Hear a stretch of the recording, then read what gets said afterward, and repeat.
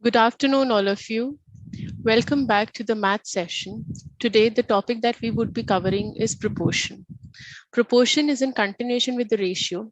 When we are talking about ratios, we were saying that the same kind of variables, same kind of quantities are divided with each other to identify the relationship, to compare the numbers. Yes. Good afternoon, all of you. So, in proportion, we are talking about the equality of the ratio. If you found ratio easy, proportion, I would say, is easier. Let's start with the PPT.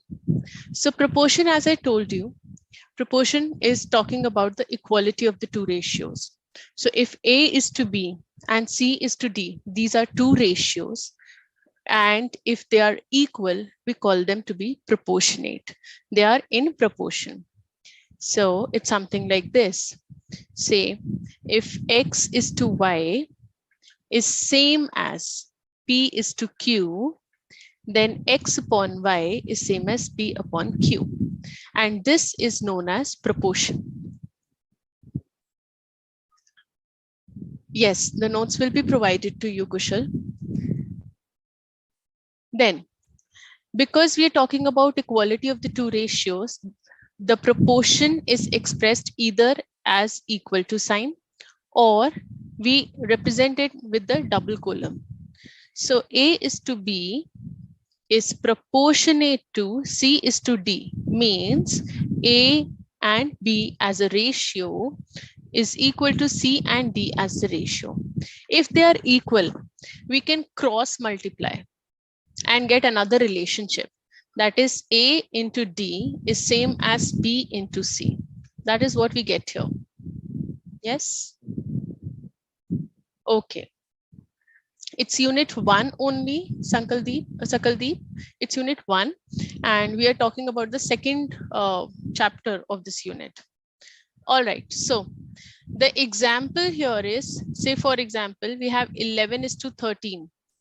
Is it same as 55 is to 65? Try and work this out.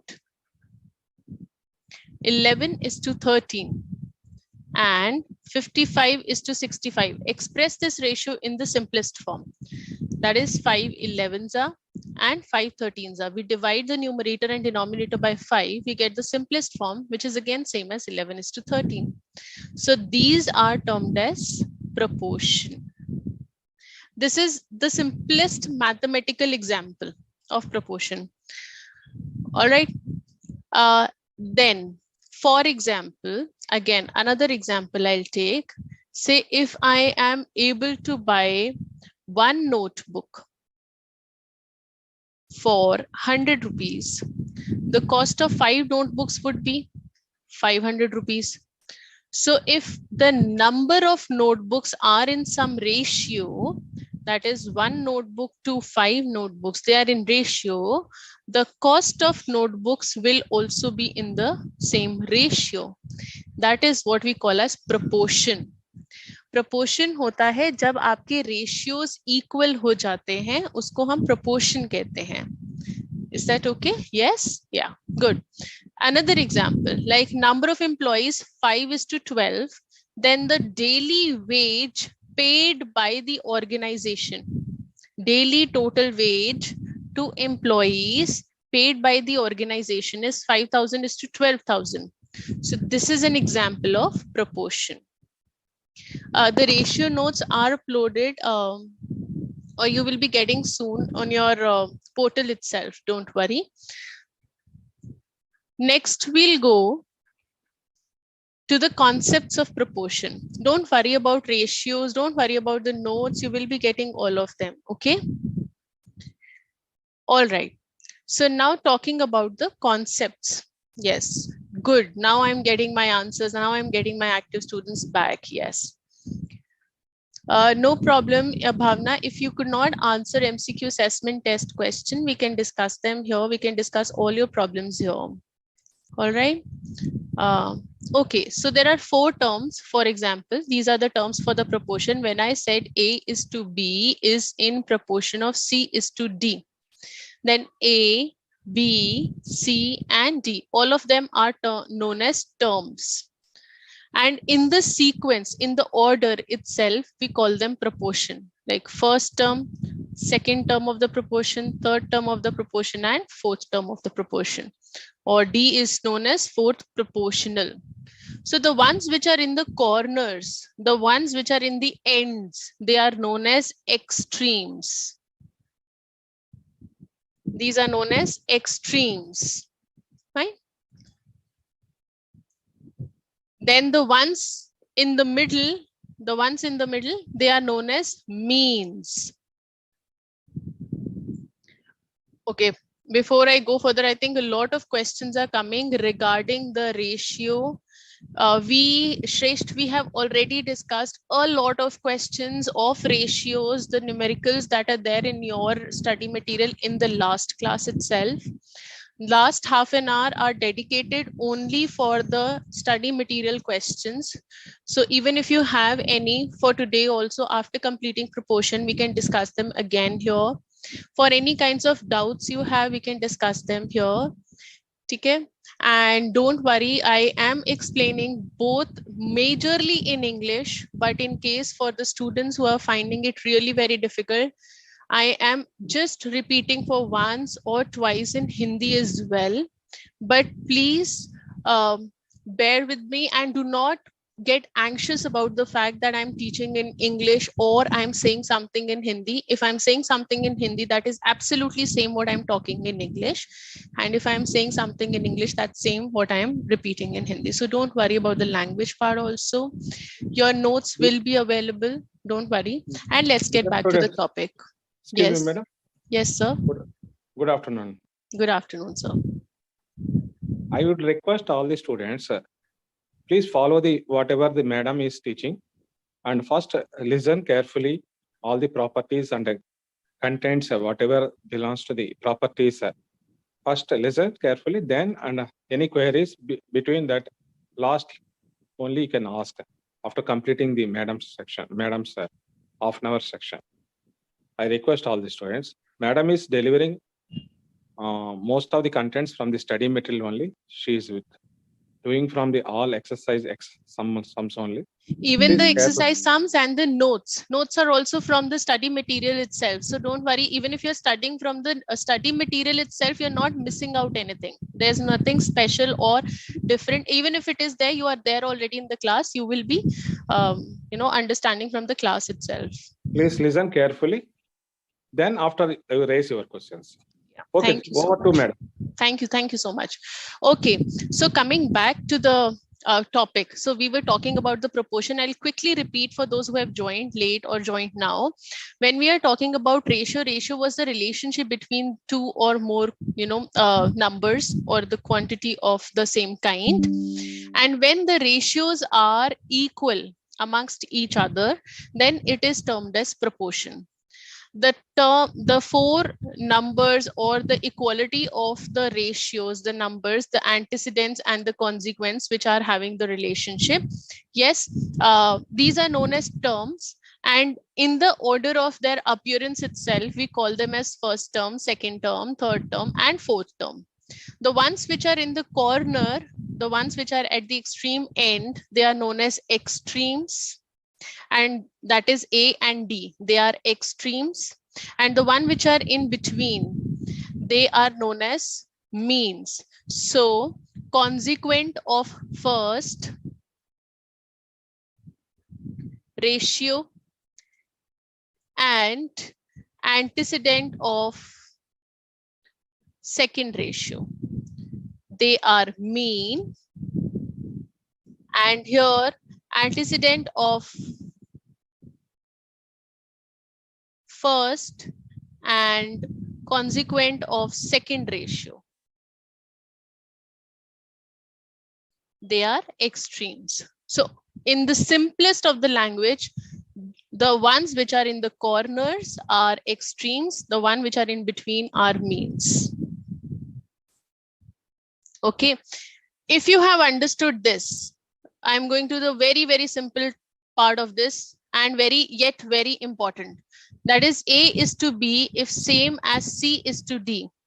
When we cross multiply, That is, D here is divided, goes there and becomes a multiplying factor.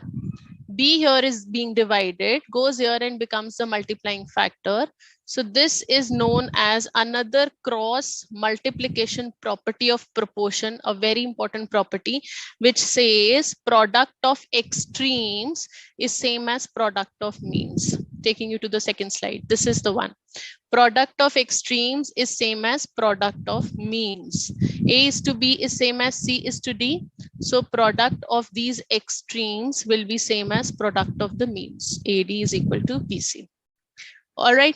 This is also one of the test of, whether the numbers are in proportion. You can test if the four numbers, given pair of certain numbers or given pair of these quantities, if they are in proportion or not. So every time what do? You just multiply, take the product of extreme, take the product of means. If they end up being equal, then yes, the numbers are in proportion. So there are multiple ways of identifying if the numbers are in proportion. The first one is multiply these extremes. That is, find the product of extreme, which is 32. Then find the product of means, which is 4 into 8, 32. If you get this, that is AD is equal to BC, then yes, the numbers are in proportion. Can you give me for the second one? Can anybody give me for the second one? Let me see how quickly you'll give me the answer for the second one. Is this set of numbers 5, 10, 15, and 20, are they in proportion? Very good. Very, very nice. Very good. I'm getting the answers. Very good. 10 into 15 is the product of means, which is 150. 5 into 20, which is the product of extremes, which is 100. Since they are not equal, we will say they are not in proportion. Yes, very good. Very nice. I'm getting the answers, quick answers. Very good. Now, another type of question. Very good. Oh, I'm getting the answer for the second question part also. So we have to find X if these numbers are in proportion. That is 72, X, 36 and 5. It is given they are in proportion. If they are in proportion, can you find the value of X? Yes, if they are in proportion, then we know that product of means is same as product of extremes. So what I would be doing is I will multiply the means, that is X into 36, and I will multiply the extremes, that is 72 into 5. So find the value of X. It's very simple. 72 into 5 divided by 36. And I'm getting a very good answer from everybody over here. 10, that is correct. Yes, your text is visible. Yes, your answers are correct. Very good. You're participating well and you're understanding good. We'll go to the next part. So always remember now, product of extremes is equal to product of means, because this is going to be used every time in this topic.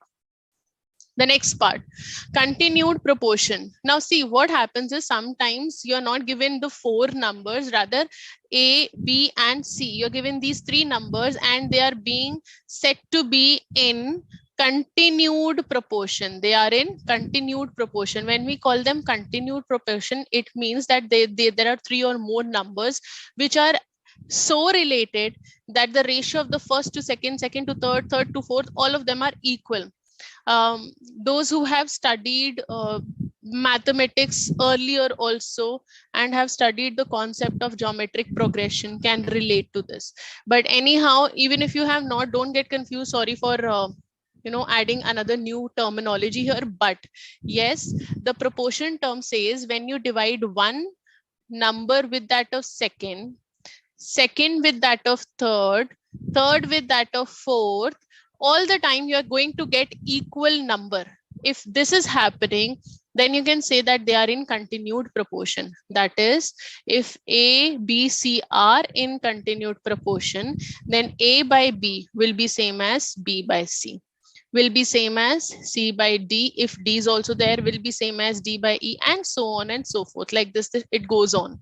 But for three numbers, if we say A, B, C, if A, B, C are in proportion or are in continued proportion, then A is to B will be same as B is to C. So if A is to B is same as B is to C, when we cross multiply like we did in the earlier slide. So what happens is A into C becomes equal to B into B. That is B square becomes equal to AC. This is what we get here. And hence, if I have to calculate the value of B, supposedly the question comes, what is the value of B here? So B here would be equal to square root of AC. It's squaring. So square root of the product of AC. So B is known as the mean proportion. Can you justify? Of course, because A by B and B by C, these are the extreme terms. And if you remember, these were known as mean terms. So hence B here stands for mean proportion. Is that okay? Yes? Good, good. Yes, everybody is understanding this part. Very good.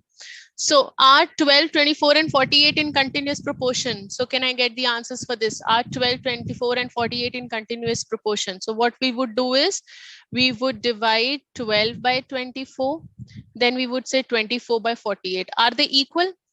12 by 24 is 1 by 2. 24 by 48 is also equal to 1 by 2. Then yes, they are in continuous proportion. Very good. Yes, I'm getting the answers. Very good. Good, good, good. Spontaneous answers. Very nice. And find the mean proportion of 2.5 and 4.9. I guess then it is very easy for you to do the mean proportion part. So mean proportion is square root of the product of the two terms. Yes, answer for this. Good. Bhavna has given me the answer and Varun has given the answer. Very good. It's 3.5. Yes, absolutely right. You're giving good answers again, very actively. Everybody is giving answers. Good. Varun, Suruchi, Manjunatha, you're giving the good answers. Yes, you're giving us the appropriate correct answer. That means that you are understanding. Good. Going to the properties of proportion now. Hold your belts tight because we are now going to enter into, the technical part of proportion. Till now, we were trying to understand the basics of proportion. Yes, I've got the answers. I'm still getting good answers. So now we are going to work upon the properties of proportion, which are very, very important. In fact, these properties make a lot of calculations, a lot of relationships, in the simpler form. By using these properties, we can derive good results from the proportion. So first one we have been using till now, from the very first slide itself, I've been telling you about the cross multiplication property. It says when the two ratios are equal, when the two ratios are proportionate, they are equal, then the cross product of antecedent of one and consequent of other is equal to the product of antecedent of other and the consequent of first. A very technical line, but a very simple thing to say, that if the two ratios are equal, then the cross product of antecedent of one with that of consequent of other and consequent of one with that of antecedent of other is equal. That is, if A upon B is same as C upon D, cross multiplication property says product of antecedent of one with that of consequent of second is same as consequent of one with that of antecedent of second. Yes, understandable, easy, right? Yes, Pranjala, I'm getting your answers also. Okay. It is something like this. If you want to know, say again, I'll take a numerical example.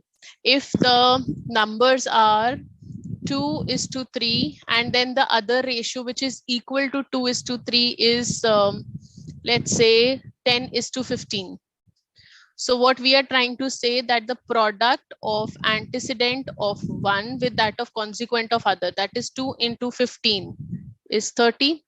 And the product of consequent of second with that of antecedent of first is also equal to 30 if the ratios are equal. And if the ratios are not equal, supposedly there's another one ratio 2/3 and another ratio is 5/6. If the ratios are not equal, then the product of these will not be equal. Okay. Omkar मैंने example बताया. I hope you have understood this. Yes, good.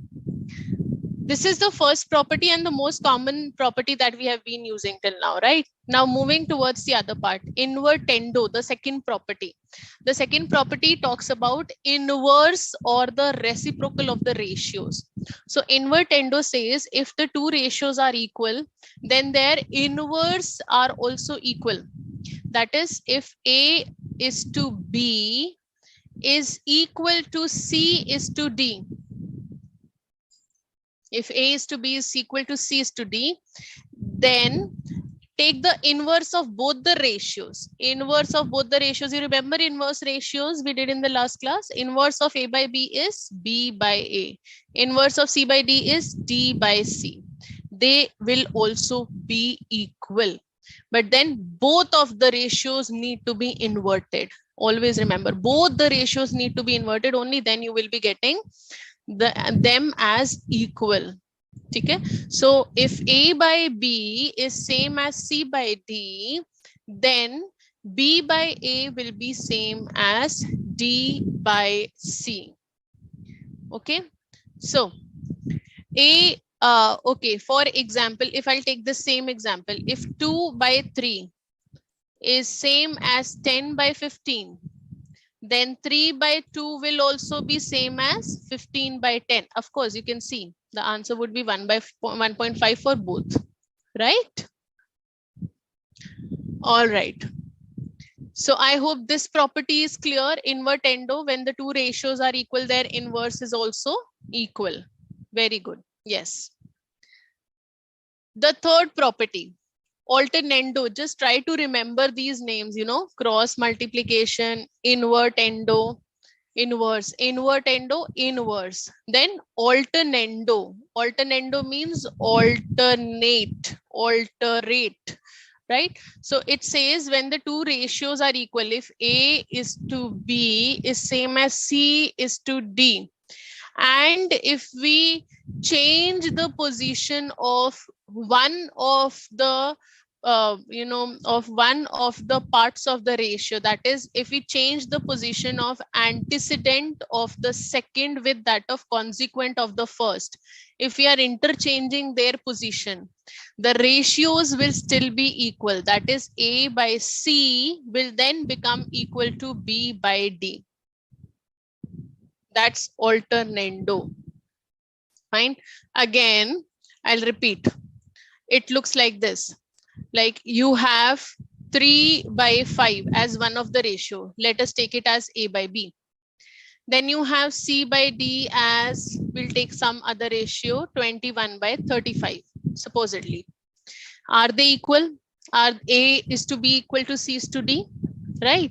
If 3 by 5 is same as 21 by 35, 7 3s are 7 5s are, and if I change the positions, that is, I change the ratio to 3 by 21 as first part, and 5 goes there, 5 by 35 as another part. So they are equal. Are they equal? Yes, they are equal to 1 by 7. So this says if A is to B same as C is to D, and if we change the position of either means, or even if we change the position of extremes, but either of them, then that alternando property says that the ratios, the changed ratios will be equal to each other. So just like this, I have done A by C equals to B by D. Out of A by B to C by D, I could have also exchanged these. That is these one. That is then D by B would have also been equal to C by A. So that is also a property of alternando. All right. Yes, yes, yes. Yes, Kalyani, I think I've answered your doubt also here. Yes. So when the two ratios are equal, ratio of antecedent of one, anyone with antecedent of the other is equal to the ratio of consequent of one to the consequent of the other will be equal. Fine. So now what is happening? Antecedent of one is getting equal upon antecedent of the other is same as consequent of one with that of the consequent of other. Yes. All right. So this is alternando, alterating the position. Right. Now going to componendo. Componendo is like compounding, that is adding. Right. So when the two ratios are equal, the ratio of sum of antecedent and consequent to the consequent are also equal. So it means if the two ratios are equal, fine, adding one on both sides. So this becomes A plus B upon B, taking the LCM C plus D upon D.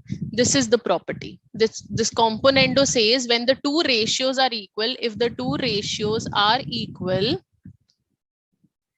then the sum of alternando or antecedent and consequent, the sum of antecedent and consequent to that of consequent is same as the sum of antecedent to consequent of the other ratio. So this ratio is also equal. Say for example, if again I'm taking that same number, 3 by 5 is same as 21 by 35. They are equal, right? So if I take the sum of numerator and denominator in the numerator to the denominator, 3 plus 5 upon 5, and here 21 plus 35 upon 35. Just check if they are going to be equal. This is 8 by 5 and this is 56 by 35. Again, if you divide them by 7, 7 5s are 7 8s are. They are same, right? Yes, Om, we'll discuss about your doubt later on. Let me continue with what I am telling you right now. Please focus into one part first. All right. I hope this is clear. Now I am repeating for once in Hindi these both properties. Others don't get anxious. I am repeating the same thing. So when two ratios are equal, जब दो ratios आपस में equal होते हैं, तो अगर हम position को चेंज कर देंगे, किसी एक रेशियो के डिनोमिनेटर को न्यूमरेटर में लाएंगे, न्यूमरेटर को डिनोमिनेटर में, तो जो नया रेशियो बनेगा ये भी आपस में इक्वल होंगे. ये ऑल्टरनेंडो कहता है, right? And for componendo it says कि जब दो रेशियोज आपस में इक्वल होते हैं तो रेशियो का जो न्यूमरेटर और डिनोमिनेटर का सम है उसको हम डिनोमिनेटर के साथ रेशियो करेंगे तो ये भी आंसर सेम आएगा दूसरे रेशियो के साथ.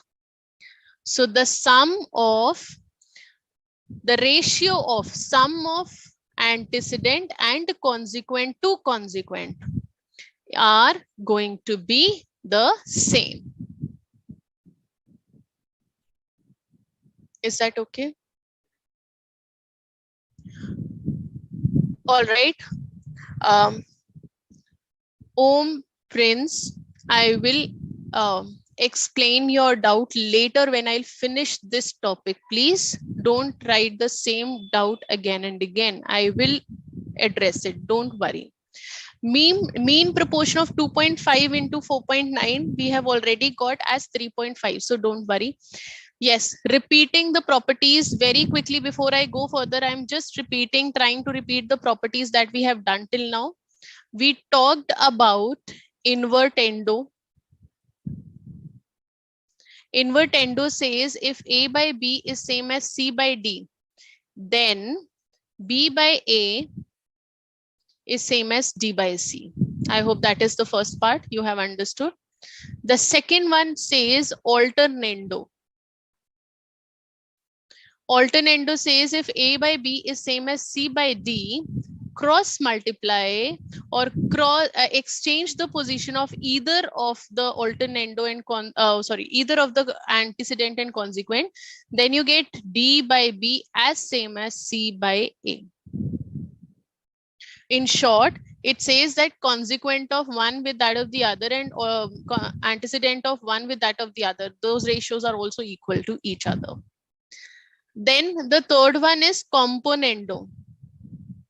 Componendo says if A by B is equal to C by D, then A plus B by B is same as C plus D by D. I hope these properties are clear to everybody. Right? Now we'll go for the fifth property, that is dividendo. Dividendo, that is dividing or cutting off. Componendo, compounding, adding. Dividendo, dividing or cutting off. So it relates to subtraction. So when the two ratios are equal, then ratio of the difference of antecedent and consequent to that of consequent is also equal. Same as componendo, but the only difference is in componendo we had addition, in dividendo we have subtraction, right? So A by B if is equal to C by D, then the difference of the numerator and denominator to denominator is same as the ratio of difference of the numerator and denominator to denominator of the next ratio. Okay, I'll repeat with an example. Say for example, I have a ratio of 10:13. Then I have another ratio of say, okay, not 10:13. Let's take something bigger. Okay, 100:130. All right. Then we have a ratio of 50. Okay, I'll take 40 into 52. 40:52. All right. So when we have these two ratios, these are equal. They're supposed to be equal. 4 10s are 4 13s are 10 10s are 10 13s are. They are equal. So componendo says when we take the sum of this to sum of this, they must be equal. Let's check this out. 230 by 130 gives me 23 by 13. This 92 by 52. So 4 2s are 3s are. 4 1s are 3s are. So 23 by 13. They are equal. That is what componendo says. Componendo says take addition. Dividendo says take subtraction. So when I have to talk about dividendo here, it says subtraction. So 100 minus, oh, I have taken this. Okay, no problem. Not an issue. 130 upon 130 and 40 minus 52 upon 52. Check this out. This is minus 30 upon 130 and this is minus 12 upon 52. Which is again, if you go by this is 3 by 13 minus 3 by 13 and you divide this by 4 minus 3 by 13. Yeah. Yes, it is very easy, right? All right. But when we have combination of both, that is we are using componendo and dividendo properties both together. So componendo and dividendo both going together gives me, when the two ratios are equal, the ratio of sum of antecedents and consequent to the difference of antecedent and consequent are also equal. So when A is to B is same as C is to D, then the ratio of the sum and ratio of the difference are also equal.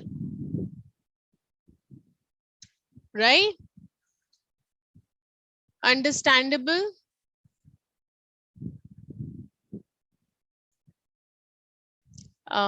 Yes, everything that I'm teaching here is coming from study material, Ishan. And yes, Pramod, I can see your message also. I can see your answers. All right, how to identify componendo and dividendo? There's a trick. We apply componendo and dividendo and then we identify that same thing. Don't worry, we'll understand it through application in the questions. All right. Yes. Okay. Now, if you have understood componendo, dividendo, that was it, the highest level. Rest of the ratio properties are very easy. So the next one that I have is addendo.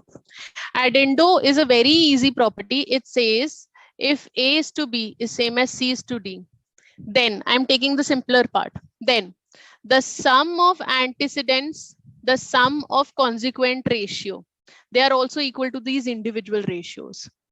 That is, if 5, okay, 15 by, we'll take 45, all right, is same as 10 by 30. These are the two proportions which are equal, the two ratios which are equal to each other. So the addendo property says if you add them, if you add the antecedents and you add the consequents, this ratio will also be equal to the original ratios, right? Nitil, if your maths is really weak, don't worry, practice more. By practicing, it will become strong. You will understand it. So there's only one key to maths: practice. The more you practice, the better you understand it. So if A by B is same as C by D, then the sum of the antecedents, the ratio of sum of antecedents and to that of the sum of the consequent is also equal to the original ratio. It's this property. Fine. And likewise, subtrahendo. Subtrahendo says if A by B is same as C by D, then each of the ratios is also equal to the difference of the antecedents to the ratio of difference of antecedents to that of difference of consequent. If I apply the same property here, it means 15 minus 10 is same as 45 minus 30, which is 5 by 15, which is again 1 by 3. Any problem to anyone? I hope this is clear. Right, we can have more than two proportions. It is okay even if you do not have the definitions, but the concept clarity is more important, right? Okay, quickly try for this. Try the same property for this particular ratio. 50 is to 70, 30 is to 42. Are they equal? First, I have to identify whether they are equal. Are they even in proportion? Yes, this is 5 by 7 when divided by 10. When divided by 6, this is also 5 by 7. So yes, they are in proportion. First part, right? Apply addendo. Apply addendo here.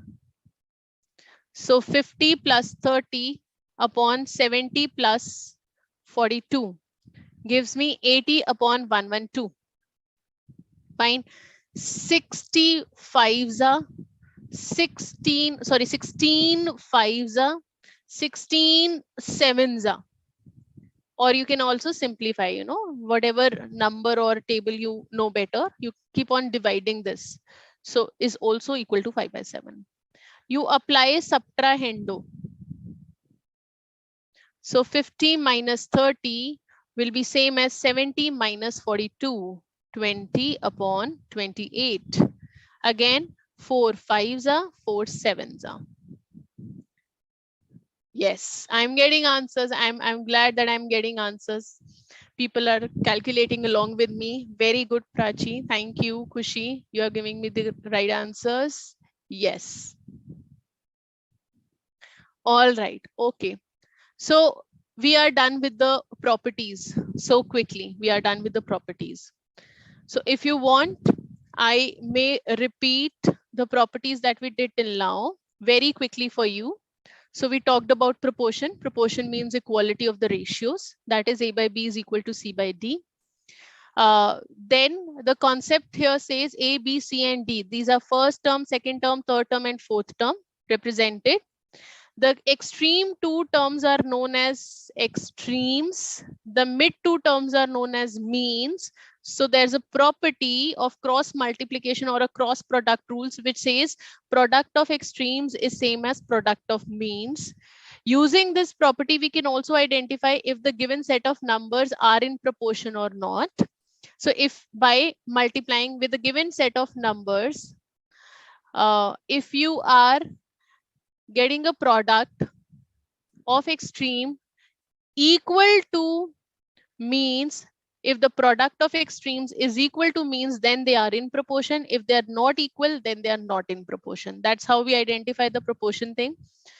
You can also calculate the missing value by using this property of product of extremes and product of means. The continued proportion says that 3 or more numbers are so related that ratio of first to second, second to third, and third to fourth are equal. That answers your question, Om. Om Prince. Asking me the doubt of continued ratio and continuous proportion. Yes, they are absolutely different from each other.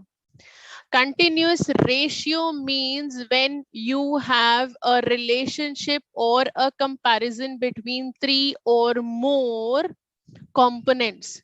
When you are comparing 3 or more components or quantities, that is known as continuous ratio. There is no condition of equality for continuous ratio. I hope you are now listening to this problem. Om, you have been asking me continuously, so I'm answering your question.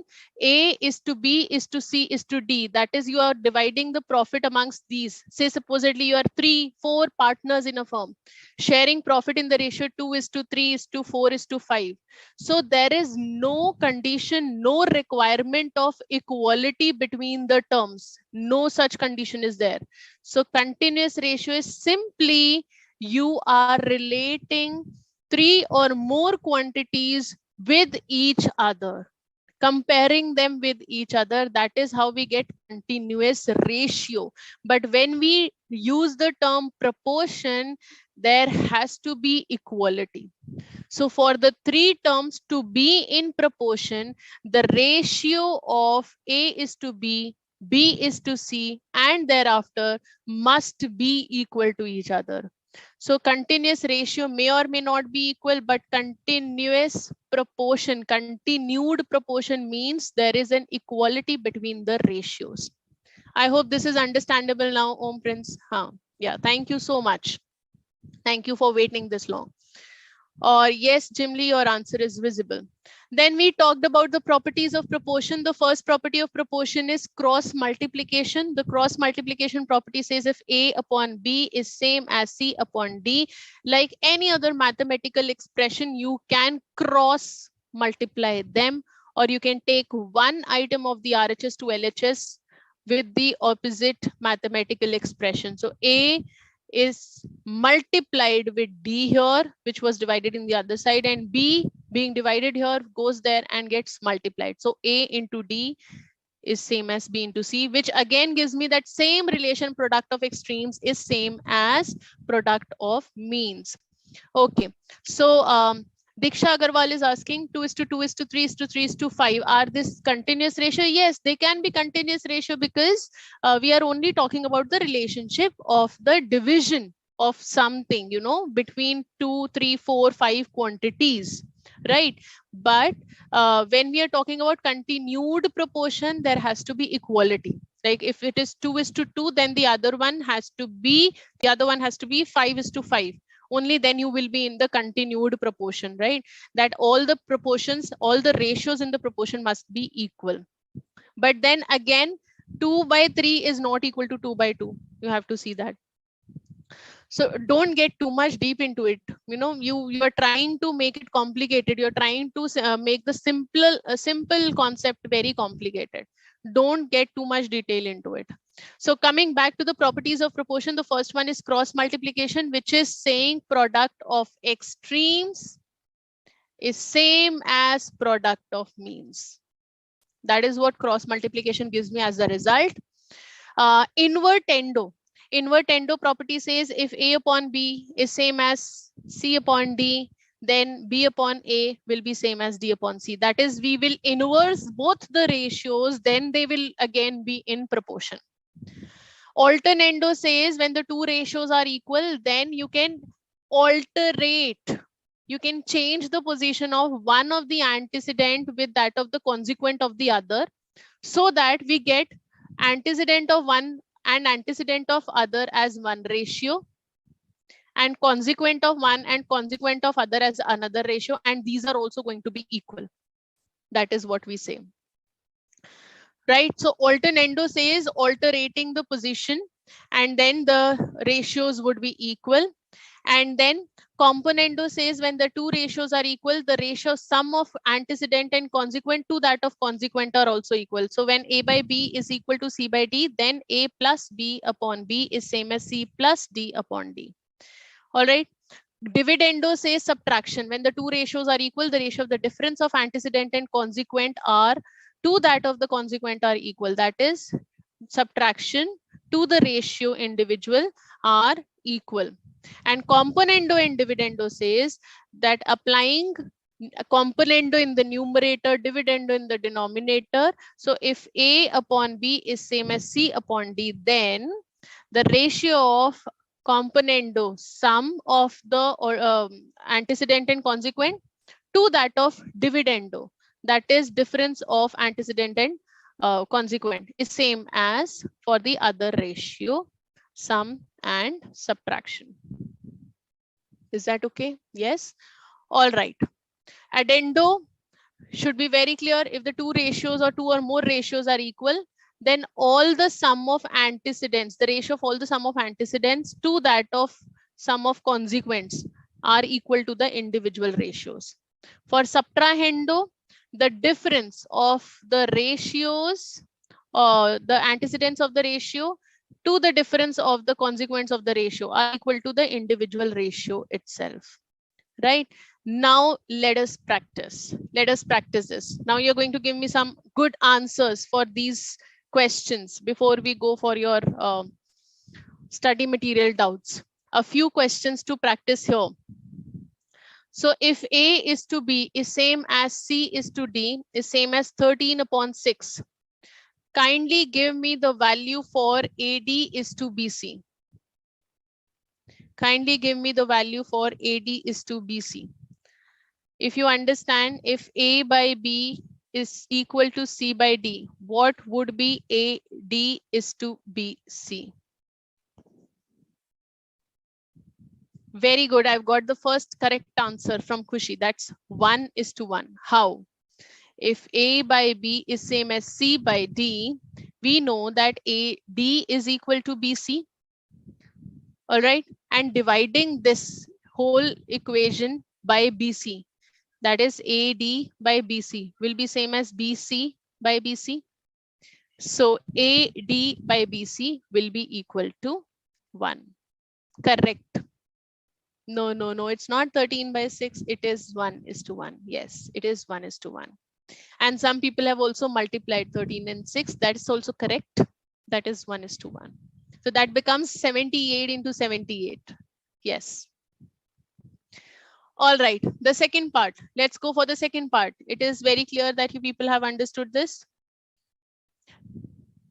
No, continuous proportions. Continued proportion is different from continuous ratio. Gurdeep, we have already discussed that part. Okay, I'll repeat the first part. It says if A by B is equal to C by D, what is AD is to BC? See, we are not asking you the value of AD or BC. We are asking you the ratio of AD and BC. So what would that be? Cross multiply. This leads to AD equals to BC. So if it is equal, okay, so I need the ratio of AD upon BC. So value of AD just now I have got is equal to BC. Hence equal to 1. Not 0, not 0. 0 becomes when you bring them into one side as additional property. Not every question has a property. However, this is a cross multiplication property, Mahima. Mahima, we are using cross multiplication property here.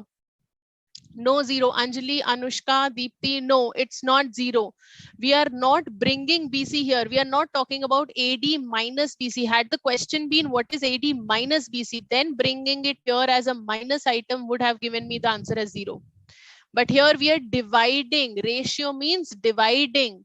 So when you are dividing, BC by BC is equal to 1. I hope that is clear. Yes. Then, okay, very quickly tell me what is A minus C upon B minus D. So if A by B is same as C by D, what is A minus C upon B minus D? Second part.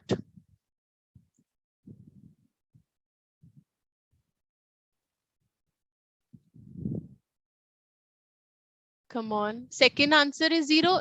No, no. What has happened to you guys? What happened? They are equal. Property of subtrahendo. Yes. Property of subtrahendo. Yes. Good. Shri Ram, Pramod, you're giving the correct answers. Rajveer, yes. 13 on 6. Yes, this is the answer. Pramod, you've given the right answer. But most of you, what you're doing is you're simply subtracting 13 by 6 with 13 by 6. Why? Subtrahendo. Yes, Shri Ram, it's subtrahendo. Correct. Yes. Lalit, you're giving a right answer. Yeah. So 13 by 6 is the correct answer. Subtrahendo property, it says if A by B and C by D are equal, then the difference of antecedents to consequent, the ratio of difference of antecedent to consequent, they are also equal to the individual ratios. And we have done this with an example. Yes, B part is 13 by 6. C part, if anyone can give me the C part answer. So if A by B is to C by D is same as 13 upon 6, then what is A plus B by B?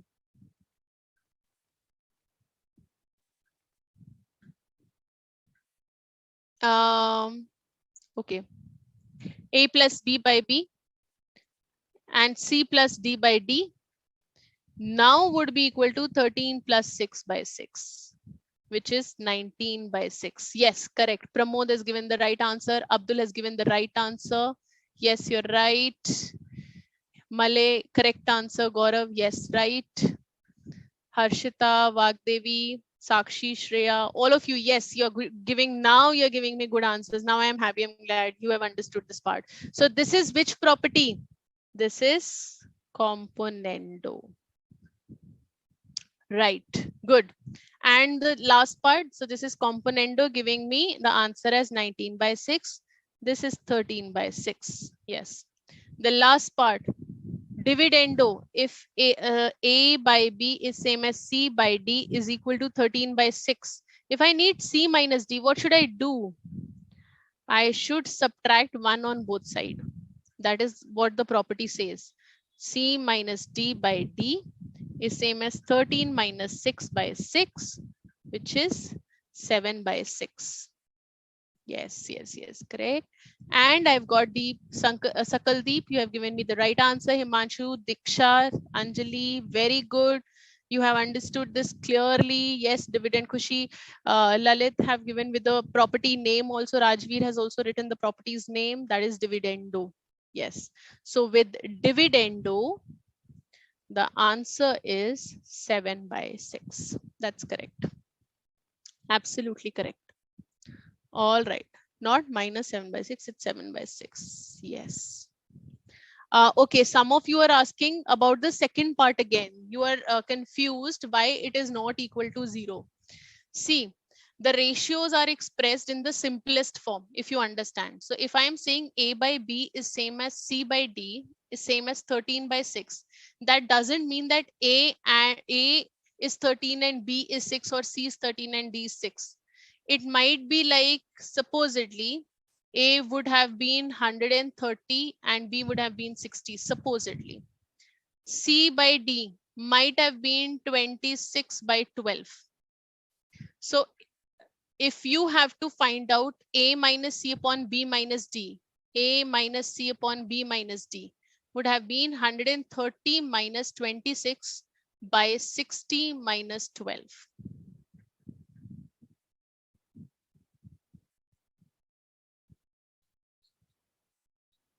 Calculate this part. So this would have been 104 upon 48. Fine. Solve this out. If you can do it directly, 8 6 are 48, 8 1s are 8, 24, 8 3s are 24, 13 by 6.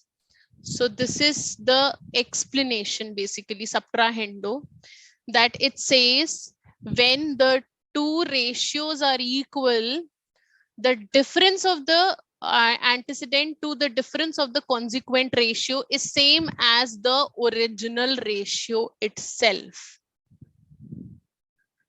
This is the subtrahendo property. Okay.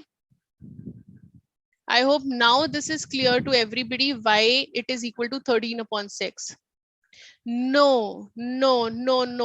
Stuti, you are taking it wrong. Value of A and C is not 13. No, they are expressed in 13:6 ratio. So see, if you see A by B being 130/60 is also 13/6 in its simpler form. C by D being 26/12 is also 13/6 in its simpler form. The ratios are expressed in simpler form, but that is not their value. If I am saying you get a marks of 100 out of 500, your ratio is not 100:500. The ratio is 1/5. All right. So we express them in the simpler form. But that doesn't mean that A, B, C, and D are losing their values. They are not losing their values. That is where the property of subtrahendo and addendo comes in. Even subtrahendo and addendo, what they do is they take the difference of these or additions of these. Okay, for Saurabh, you're asking this to be explained in Hindi. See, I'll just quickly do this part. I hope everybody has noted the answer. So I'm, deleting the ink from here. तो ये जो property है, okay, ये वाला तो था. I'll explain this question again very quickly in Hindi. अगर A by B is same as C by D, cross multiplying AD is same as BC. हमें क्वेश्चन में पूछा गया AD अपॉन BC निकालना है, तो AD की वैल्यू है BC, हमने यहाँ पे BC डाल दिया, we get the value 1. So your first part answer is 1. The second part answer is property of subtrahendo. Subtrahendo ये कहता है कि अगर A अपॉन B और C अपॉन D इक्वल हैं, तो इनके जो डिफरेंस का रेशियो आएगा वो भी इक्वल टू इंडिविजुअल रेशियो रहेगा. So if these are equal to 13/6, then this is also equal to 13/6. Fine? Is that okay?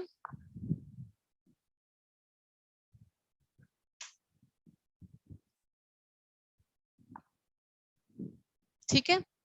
और इसको समझने के लिए मैंने आपको ये बताया था कि A upon B 13/6 का मतलब है कि ये कुछ भी नंबर हो सकता है जिसको काट के रेशियो 13/6 आया. C by D का भी 13/6 का मतलब है कि ये कुछ भी नंबर हो सकता है जिसका सिंपलेस्ट फॉर्म 13/6 है. So subtrahendo says difference of these numbers, ratio of difference of these numbers will also be same as 13/6. Okay. Any particular example in question I'll pick up. Sakaldeep, wait. Let us finish this class first. If you have understood in the class, then it's good. ये property है componendo. Componendo बोलता है if A by B is same as C by D, adding 1 on both sides, then A plus B by B is same as C plus D by D. So if A by B is equal to 13/6, then A plus B by B is same as 13 plus 6/6, which gives us the answer 19/6. And here the property of dividendo, that is if C by D is same as 13/6, subtracting 1 gives us 13 minus 6/6, which is 7/6 as your answer. I hope now this is clear. Fine. Do ask your study mat specific questions only at the end. Quickly calculate the fourth proportional to 6, 12, and 14. Fourth proportional, you understand? 6 is to 12 is to 14, and then you have to calculate the fourth proportional. Okay. So now this means 6 is to 12 is same as 14 is to x. Product of means is equal to product of extremes. 12 into 14 is equal to 6 into x. So your x is equal to 12 into 14 by 6. The answer is very good. Himanshu was the first one to ping the answer. 28. Stuti, Varun, Siddhant, Shreya, everybody is giving me correct answer. Absolutely right. Your x is equal to 28. Perfect. Mean proportional. Now the mean proportional is always between the two terms. It says when A, B and C are in proportion, that is A by B is same as B by C, that is B square is equal to AC, that is your mean proportion is equal to square root of the product of the extreme terms. So yes, I have got this answer also. So your mean proportion is equal to square root of 49a square and 361b square. So for 49, the square root is 7. For a square, the square root is a. 361 square root is 19. B square root is b. So your answer is 7 into 19. 133 AB, and the first person Varun has answered me correctly. Yes, Varun Mangla has given correct answer. Nidhi, Pranjal. Yes, Harsha, your comments are visible. Sonal, your answer is visible. It's not 42 AB. Correct your calculation, please. It's not even 19 AB. Check 49 is also there. Yes, 133 AB. There's no variable as C. And there's no thing like power 4. 133 AB is the correct answer, which I'm getting from most of you. And that's correct. Very good. We'll move further very quickly. Now, next type of question. It's a problem kind of question. So sum of ages of 3 friends is 38 years. Current period may the sum of ages of these 3 friends is 38 years. Let us have these 3 friends. A with an age of X, B with an age of Y, and C with an age of Z. So the sum of the ages currently is 38 years. 10 years from now, 10 years from now means 10 years later, 10 saal baad, 10 years from now. So 10 years from now, if your age currently is 18, what will be your age 10 years from now? 28, right? So you have added 10. 10 years from now, the age becomes X plus 10. The age becomes Y plus 10. And the age becomes Z plus 10. All right, I hope you understood this part. 10 years from now. So after 10 years, the ages will come in the ratio 10 is to 11 is to 13. Now find their present ages. X plus 10, Y plus 10, Z plus 10. They will be in the ratio of 10 is to 11 is to 13. Fine. Don't copy anything now. I'll rewrite this for making it more understandable. So I will take it this way. 10 years from now, ages of A, B, and C will be, if they are in some ratio, we can express them as multiple of something, right? So what we will be telling is age of A 10 years from now will be 10x, of B will be 11x, and of C would be 13x. I hope you are understanding. Fine. These are the 3 ages 10 years from now. So present age would be present age of 3 friends. So 10 years later, you will be 25 years old. What is your current age? What are you doing? What is your current age? 25 years, 10 years later, you will be 25 years. So right now you are 15 years. That is, you have reduced, you have deducted 10 years. So A's age, present age would be 10x minus 10. B's present age would be 11x minus 10. And C's present age would be 13x minus 10. Any problem to anyone in understanding? I'm getting the answers right now itself. So when you add them, the sum of their ages is 38 years. Just solve this equation as simple as that. 10 plus 11, 21 plus 13, 21 plus 13, 34, minus 10, minus 10, minus 10, minus 30 is equal to 38. So 34x is equal to 68. You get x equals to 2. So when you get the value of x, the 10-year ages would be 10 years from now.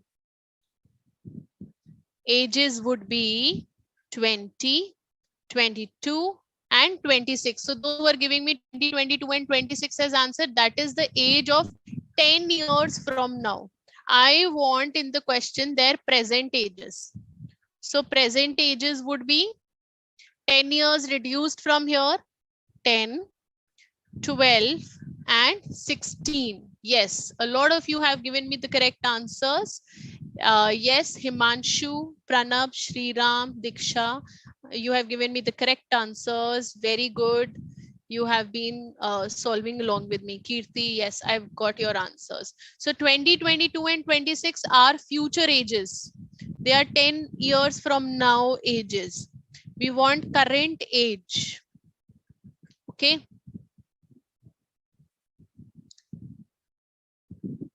No, Divyanshu. Work upon it. 10 plus 11 is 21 plus 13 is 34. So the calculation is correct. We all are in the same line. Yes, all of you are giving me the answers. Good answers. Very good. Okay, question number 4.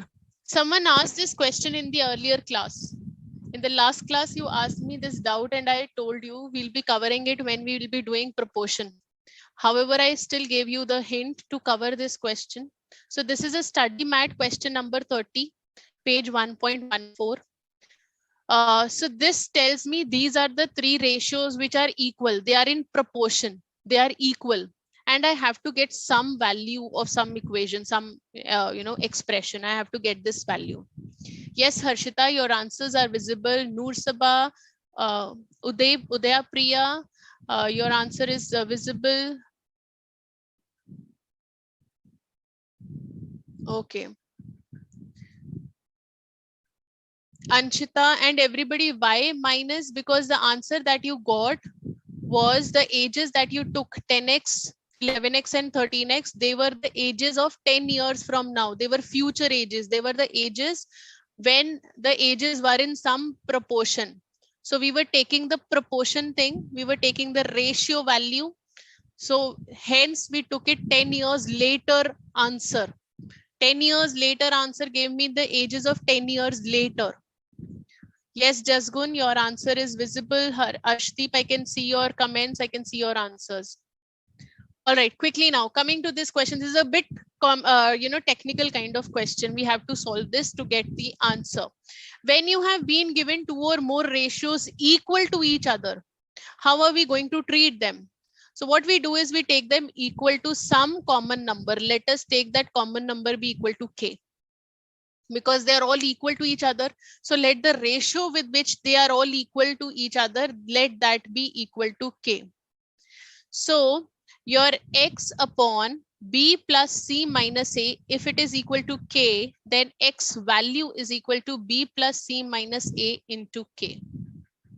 Likewise, y upon c plus a minus b is equal to k, then y is equal to k into c plus a minus b. Then z upon a plus b minus c equals to k, then Z is equal to K into A plus B minus C. I hope this is clear till here. Yes, we have taken equal to K. So when we get the answer of X, Y, and Z, and I have to get the value for this. So what we do, we substitute the value of X here, B minus C. Instead of X, now I will be writing B plus C minus A into K. Instead of Y here, I will be writing C plus A minus B into K.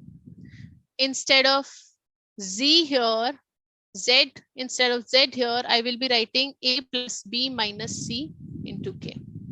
Any problem to anyone? Yes, I am able to read your answer. Some of you are already giving me the answer to be equal to 0, which is correct. But still for others, let us see how we solve this. We take out K common outside and then we start opening the bracket. We start multiplying each component with every other in the bracket. So this becomes B multiplied with B plus C minus A, minus C multiplied with B plus C minus A, plus C multiplied with C plus A minus B, minus A multiplied with C plus A minus B, plus A multiplied with A plus B minus C, minus B multiplied with A plus B minus C. Solve this. B square plus BC minus AB, minus BC minus C square minus plus AC, minus minus plus AC, plus C square plus AC minus BC, minus AC minus A square plus AB, plus A square plus AB minus AC minus AB minus B square plus BC. Start finding similar terms. B square minus B square, plus C square minus C square, plus BC minus BC, plus plus AC, ignore, but minus AC plus AC. Then again, minus A square plus A square. Then plus AC minus AC, plus AB minus AB, minus BC plus BC, and plus AB and minus AB. All gets cancelled out. So K into 0 gives me 0 as the answer. Yes. Yes, we can cancel them out after multiplying. All right. Is this good to go? So it looks a bit complicated, but it is not. Once you open it up, everything gets cancelled out. The answer is not 1, it is equal to 0 because it's a product of a number with everything getting cancelled out as 0. When you minus A, Rafika, when you reduce A with A, 2 minus 2 is 0. It's not 1, but 2 divided by 2 is 1. Right, 0, 0. Right, now I'm getting the answer. Third step, Arshdeep. See, in the first step, I took everything equal to K and took the value equivalent to K some term. I substituted those values here in the second step. In the third step, I am opening the bracket, taking out K common from the 3 expressions. I am opening the bracket. B multiplied with this entire bracket, minus C multiplied with this entire bracket. Likewise, C multiplied with this entire bracket and minus A multiplied with the entire bracket. And then we keep opening them and everything gets cancelled out and we get equal to 0. Right? Next, which of the following are in proportion? I think you are the best people to give me this answer very quickly. I need not work upon this. Now you know the property of proportion will be find out product of extremes and find out product of means. If the product of extremes is equal to product of means, then they are in proportion. Yes, Anjana, your answer is visible. Mahima, we took it equal to K because all the ratios were equal and all of them are equal. Let us take it equal to some common number so that we can derive a conclusion out of it. Okay. Yes. Why we are multiplying K with 0? We are not multiplying K with 0. We took K common out and then we opened all the values. We multiplied all the brackets and added them, and everything got cancelled out, and hence we got equal to 0. That is Sonal's answer. So hence last we are left with k multiplied with 0. Yes, I'm getting the answers for this part also. Very quickly, 7 into 25 is not equal to 12 into 15. Hence it is not in proportion. 30 into 40, is it equal to 25 into 48? Has someone done this? 25 into 48.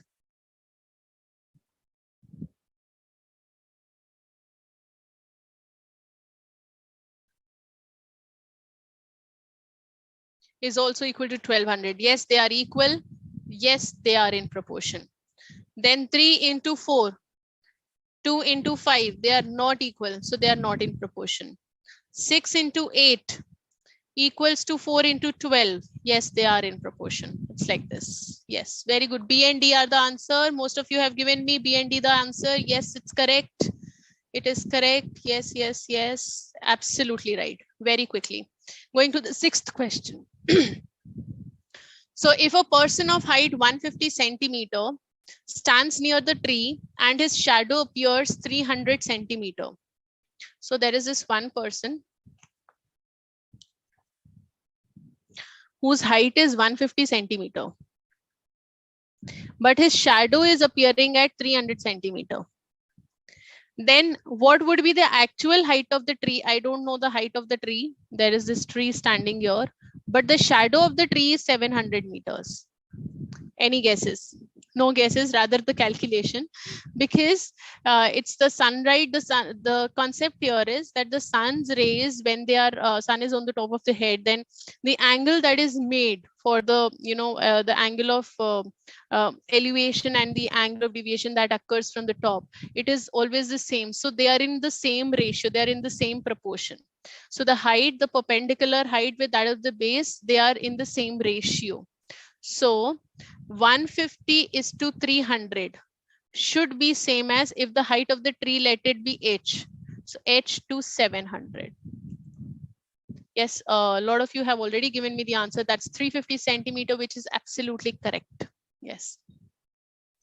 Next, if A by B and C by D are equal to 9 by 7, by what property can you get 8? By using which property can you get 8?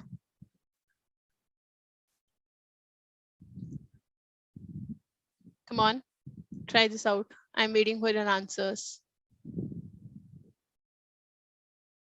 Yes, your answers are visible. 350 centimeter is correct. 350 centimeter is not the shadow of the tree, that's height of the tree. But I'm asking for the next question now. If A by B and C by D are equal to 9 by 7, with which property can you get 8? I'll quickly tell you. Apply Componendo and dividendo. So A plus B upon A minus B, C plus D upon C minus D will be same as 9 plus 7 upon 9 minus 7. And our answer is there. Yes, Anjali, you are right. Anupam, you are right. Anushka, Yumanshi, Jensi. Yes, I'm getting the right answers. Applying Componendo and dividendo together gives me 16 by 2, which is 8. Absolutely correct. Good. Yes, most of you have understood this. Yes. Now divide 7200 in the ratio 2:3:4. Now, this is the answer again for people who are getting confused with continued ratio and continued proportion. So this is continuous ratio 2:3:4. You simply have to divide 7200 in some ratio. So there is no relationship between 2 and 3 and 3 and 4 per se. So these are individual the individual shares. So what we do is 2:3:4 means 2 parts, 3 parts, and 4 parts are given to each of the, let's say, partners.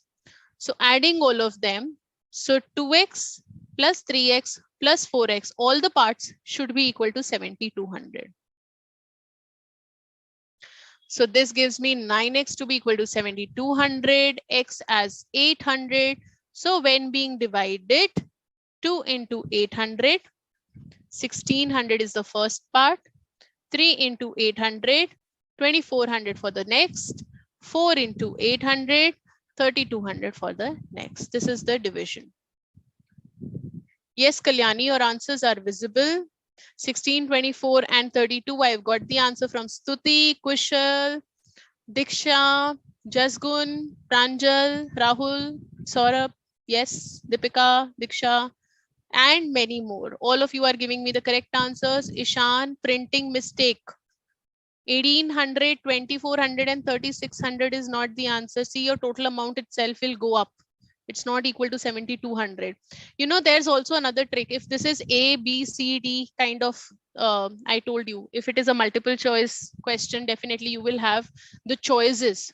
So the first thing is whatever answers you are getting, the first thing is identify if their sum is equal to 7200. Yes, process it further and then see if they are in the ratio 2:3:4. So sometimes you don't even need to do this calculation. You can directly get this answer. Yes, 16, 24, and 32 is the correct answer. All of you, yes, you're giving me the good answers. Next question. Second last. If m by 5 is equal to n by 6 is equal to p by 8. Yes, Rishika, your answers are visible. The question is, what is m plus n plus p by p equal to?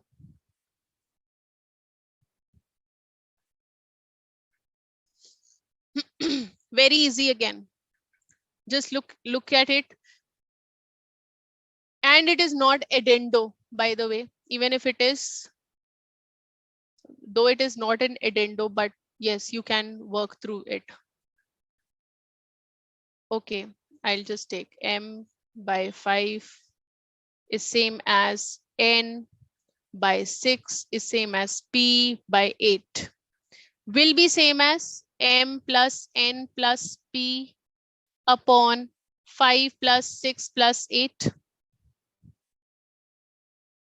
Yes. So I need from p. So I'll take a p by 8 to be equal to m plus n plus p by 5 plus 6, 11 plus 8, 19. Cross multiply. That is, first thing is I applied Addendo. After Addendo, I am saying apply Alternando. So Alternando says now 19 by 8 is equal to m plus n plus p by p. 19 by 8, I got the answer from Be Ready, from Srinidhi, Pramod, Malay, Deepika, good. And then after that, everybody. Yes, very good. Your answers are visible and I can see them. There is another alternate way of doing it, but then that might be a bit confusing to you, but still we can work upon it. It says, supposedly, let us take it equal to k. So m will be equal to 5k. So those who are weak in properties, they can also calculate this way. M will be equal to 5k, n will be equal to 6k, p will be equal to 8k. Then put these values, 5k plus 6k plus 8k divided by 8k, which gives me 19k by 8k. K and k gets cancelled out. 19 by 8 is your answer. 19 by 8, 19 by 8. Yes, Diksha is also saying it is possible by assuming k. Yes. Yes, Raki, your answer is visible. I hope this is clear. Yes, yes, we have taken all them equal to k. Yes. Okay. I'll change the color. Though I'm about to go for the last question itself. Okay. Find the value of a by b. Find the value of a by b when it is given 2a plus 3b upon 2a minus 3b is equal to 3 by 5. Find the value of a and b. Yes, Chitrank, your answer is visible. Ashdeep, your answer is visible. Yes, Shadan, your answer is visible. Okay. So very quickly, this last part. So when you see the same number being added and subtracted in the same ratio, there's a hint. Apply Componendo and dividendo to such expression. No? Apply componendo and dividendo. So what will happen by applying componendo and dividendo here? 2a plus 3b plus 2a minus 3b whole upon 2a plus 3b minus 2a minus 3b to be equal to 3 plus 5 upon 3 minus 5. No. Wait, Moksha, wait, Srinidhi. Wait for the answer. So this becomes 2a plus 3b plus 2a minus 3b upon 2a plus 3b minus 2a plus 3b. So plus 3b cancels out, 2a cancels out, equal to 8 by minus 2. So 2a plus 2a becomes equal to 4a upon 3b plus 3b equals to 6b to be equal to 8 minus 2, that is minus 4. Fine. Then a by b is equal to minus 4 into 6 by 4. This 6 goes here and 4 comes down here. So it's equal to minus 6. Your answer is minus 6. Correct. Yes. Kalyani has given the right answer. Minus 6 is the right answer. Correct. Just good. No, it's not 9:1, beta. Okay. Minus 6:1. Yes, Sri Ram. Lalit has given me right answer. Deepika, correct. Yes. Yes. Okay. So you are getting confused how this is happening. See, componendo dividendo property says if a by b is equal to c by d, then a plus b upon a minus b is same as c plus d upon c minus d. If you remember that property, right? So this is the hint. If your first term and second term, they are same. It's just that addition in the numerator and subtraction in the denominator. If there is only the difference of the sign, clearly this is a componendo and dividendo property. So you apply it there, apply componendo and dividendo in this expression itself. So that C and D in the numerator and denominator, they will cancel out that A and B part. And everything gets cancelled out and you get what the answer is. That makes it simpler, you know. Yes, you can do it by cross multiplying also. So some people are saying, can we do it by cross multiplying? Of course, you can do it. It's maths. You can use either of the methods. So for you, 2a plus 3b upon 2a minus 3b is equal to 3 by 5. Cross multiply. 10a plus 15b is equal to 6a minus 9b.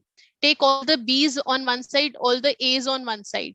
So 10a minus 6a is equal to minus 9b minus 15b. That gives me 4a is equal to minus 24b. So I need a by b, b comes here, and minus 24, then 4 comes here, which is equal to again minus 6 by 1. So you can use either, right? I hope this is also clear. So even if you don't remember the property, don't worry. You're concerned with the correct answer, you can use either of the method. But if the question asks you, what property is it? Then you should know that it is componendo and dividendo. I hope this is clear. Yes, you can directly apply cross multiplication. Yes. Thank you so much, Arnoor.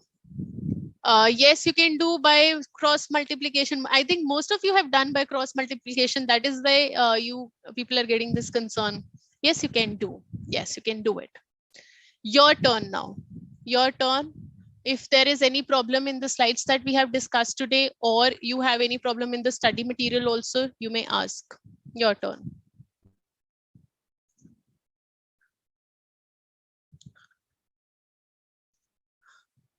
So ready for your queries?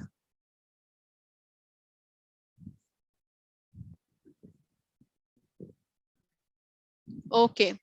So the first one comes question number 6. Someone wants to see question number 6. Yes, this is the question number 6. If you want, I'll quickly explain you.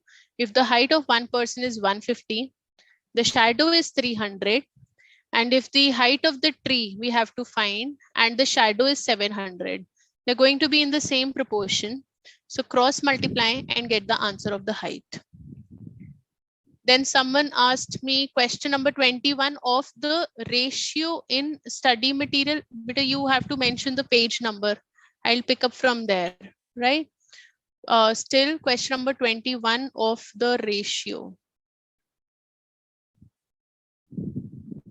We have had done it in the last class, but still very quickly I'll explain you. Question number 21 of ratio. It says if 2s by 3t is the duplicate of 2s minus p upon 3t minus p. If it's the duplicate of this, that means we'll square them. Then you have to find the relationship. We have done this in the earlier class. 2s by 3t is equal to a minus b whole square, 4s square plus p square minus 4ps upon 9t square minus 6pt plus p square. Cross multiply 2s into 9t square minus 6pt plus p square to be equal to 3t into 4s square plus p square minus 4ps. So 18st square minus 12 pst plus 2p square s to be equal to 12 s square t plus 3p square t minus 12 pst. So minus 12 pst minus 12 pst cancels out. Both st's on one side. So 18st square minus 12s square t equals to the other terms on the other side, 3p square t minus 2p square s. Taking out 6st common here, we're left with 3t minus 2s here. Taking out p square common, 3t minus 2s. So 3t minus 2s gets cancelled out. P square is equal to 6st is your answer. Is that okay? A part is your answer. Okay. Then example 3 of 1.11. Okay. Example 3 of 1.11. Beta, we had discussed this of 1.11. Okay, I'm sorry. I took it for 1.5.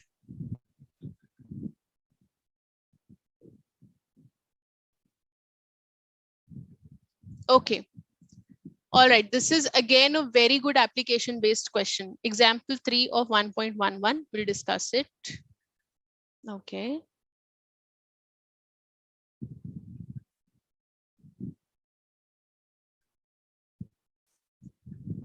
So this says a dealer mixes tea costing 6.92 per kg.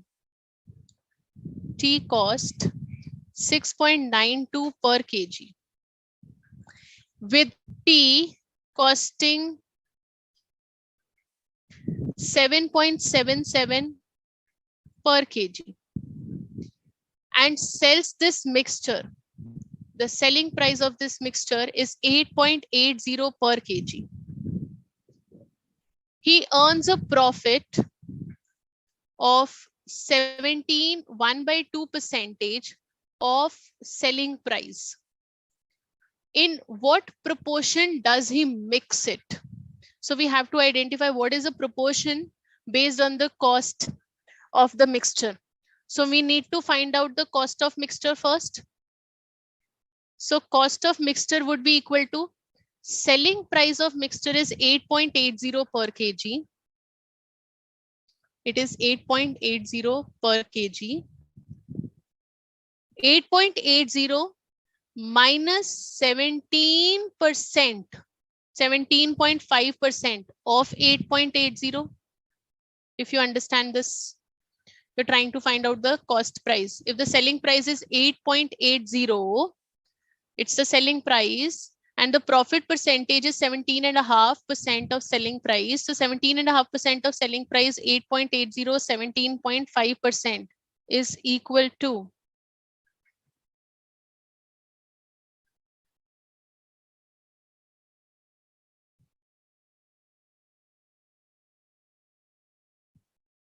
7.26. We get the cost price as 7.26.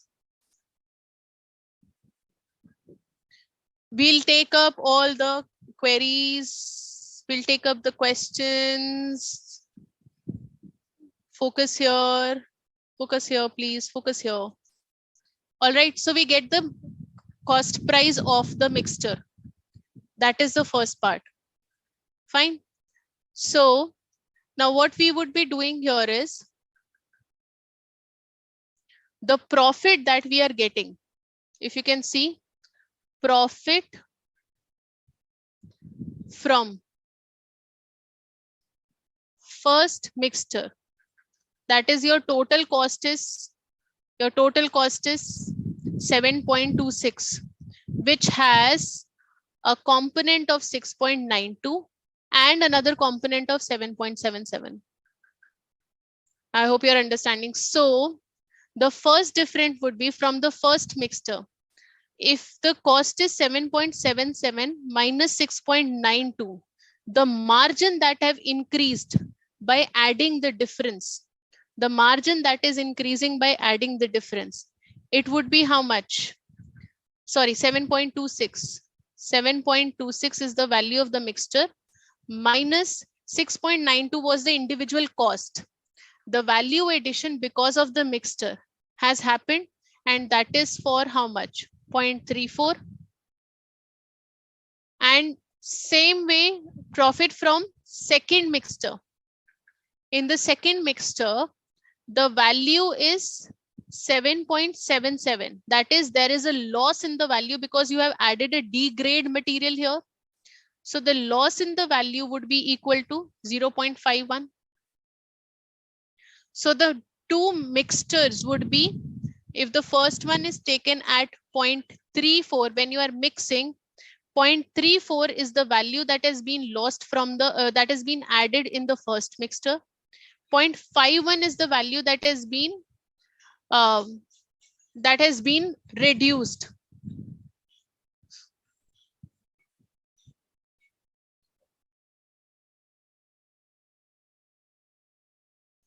Fine. So my profit is 17.5 times 8.80. If you understand, the profit here is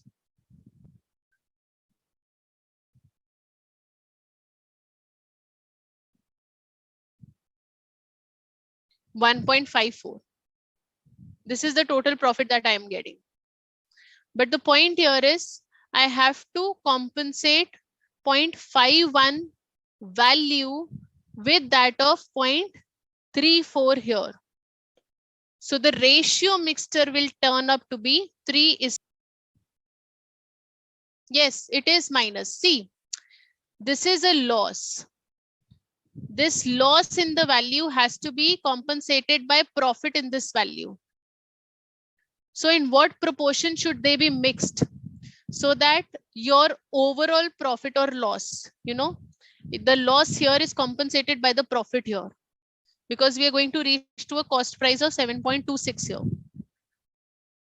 If you understand, it is something like this: 0.51 times of your loss from Y, the quantity, let the quantity of Y be quantity of second T be Y, quantity of first T be X. So this loss of 0.51 times this loss of 51Y should be same as the profit that you are getting from X. So the proportion of X by Y is 0.51 by 0.34. That is 3 by 2. Yes. Okay, Vinodini, I'll explain it again. Don't worry. I'll explain it again. Don't worry. So we'll do this again. It says Very quickly, this is the last time I'm explaining this question.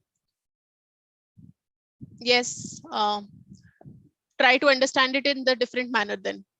A dealer mixes 6.92 value of T with that of 7.77 value of T. And he makes this equal to the selling price of 8.80. He sells it for the selling price of 8.80. This selling price of 8.80 has a profit margin of 17.5%. Fine. So what is the ratio in which these two proportion be mixed? We have to find out the ratio of these two proportion. So what we would be saying is the cost of mixture will be equal to selling price minus the profit margin, which comes out to 7.26.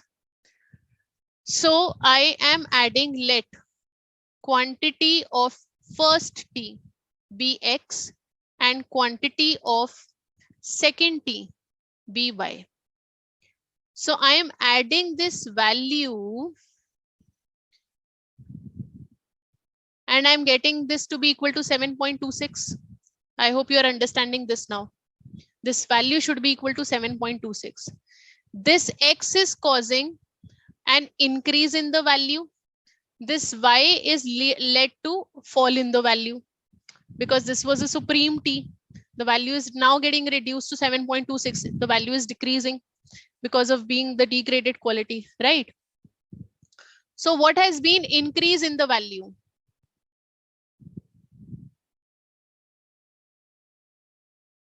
Is 7.26 minus 6.92, which is 0.34.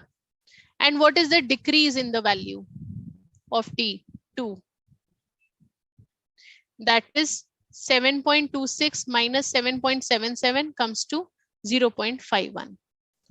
The mixture should be such that the profit from this should be equal to the loss of this. Now I hope you're understanding. So the ratio of mixture should be 0.51 by 0.32, sorry, 34, which is 3 by 2. Now is it fine?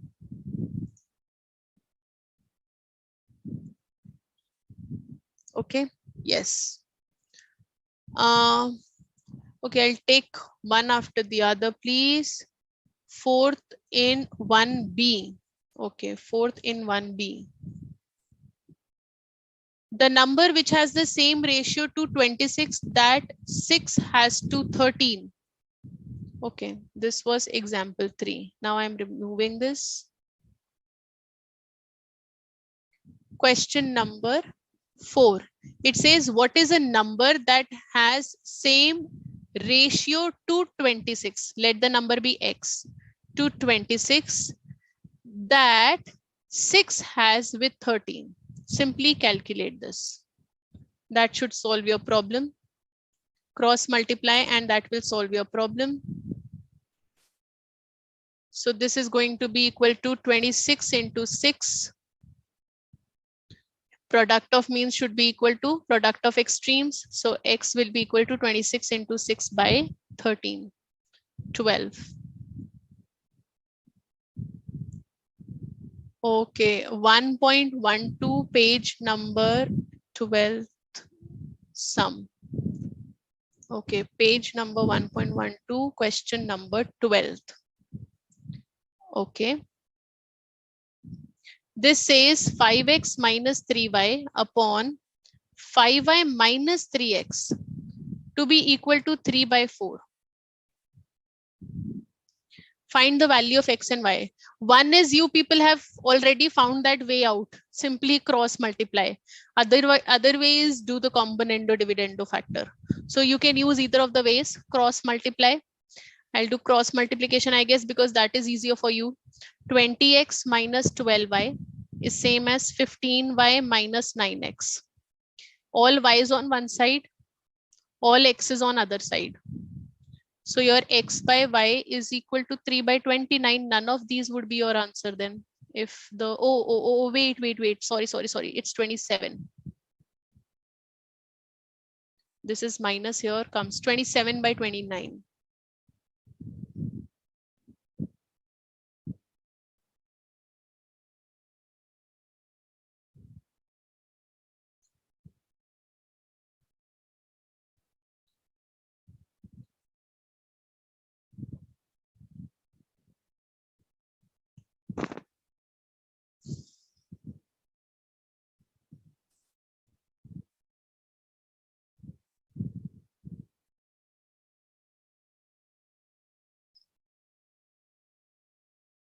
So 2 common x plus y, 8 common x minus y equal to minus 7. 4.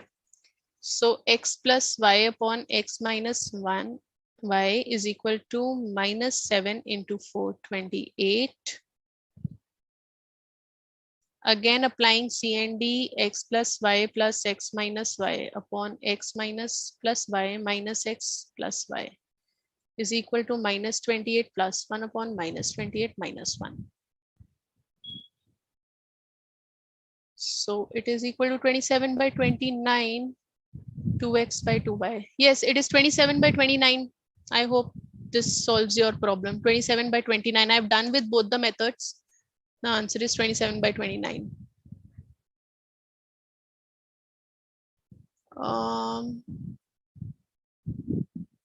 Ma'am, why haven't we taken the ratio of the difference as first to difference of second?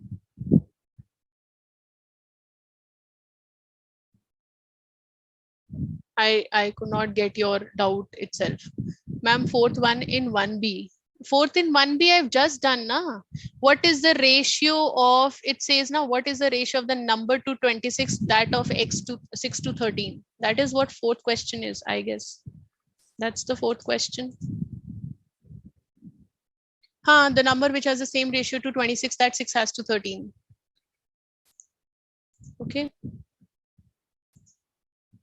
What else? Page number 1.5, example 3 we have done in the previous class. Okay, Pushpendu, I'll try if we'll have time left over in the last. Question number 22, page 1.7.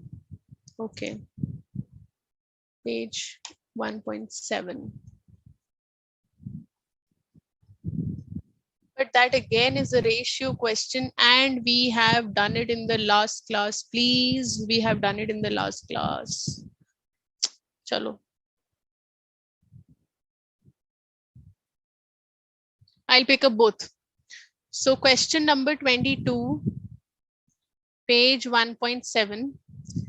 It says if P by Q is 2 by 3 and X by Y is 4 by 5. You have to find the value of 5px plus 3qy upon 10px plus 4qy. Fine. So if p by q is equal to 2 by 3 and x by y is equal to 4 by 5, you have to get the value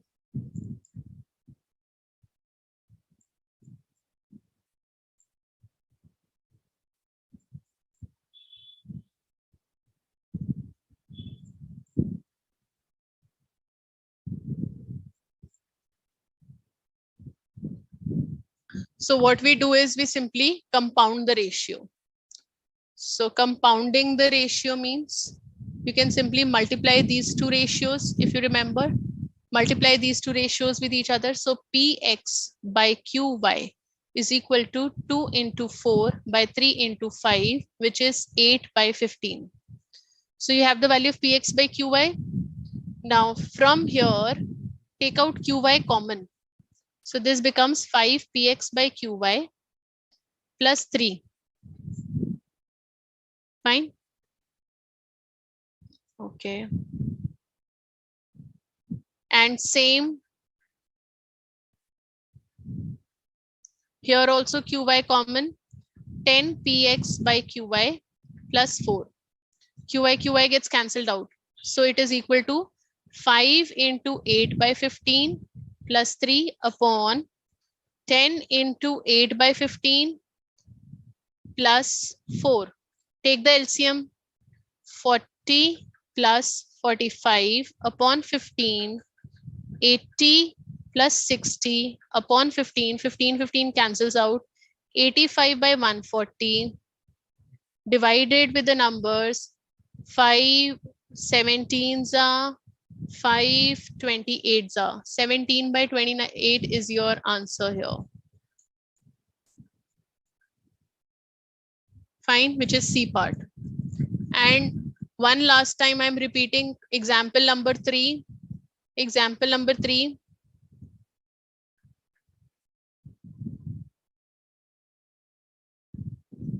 Page, that's 1.5. Example number 3.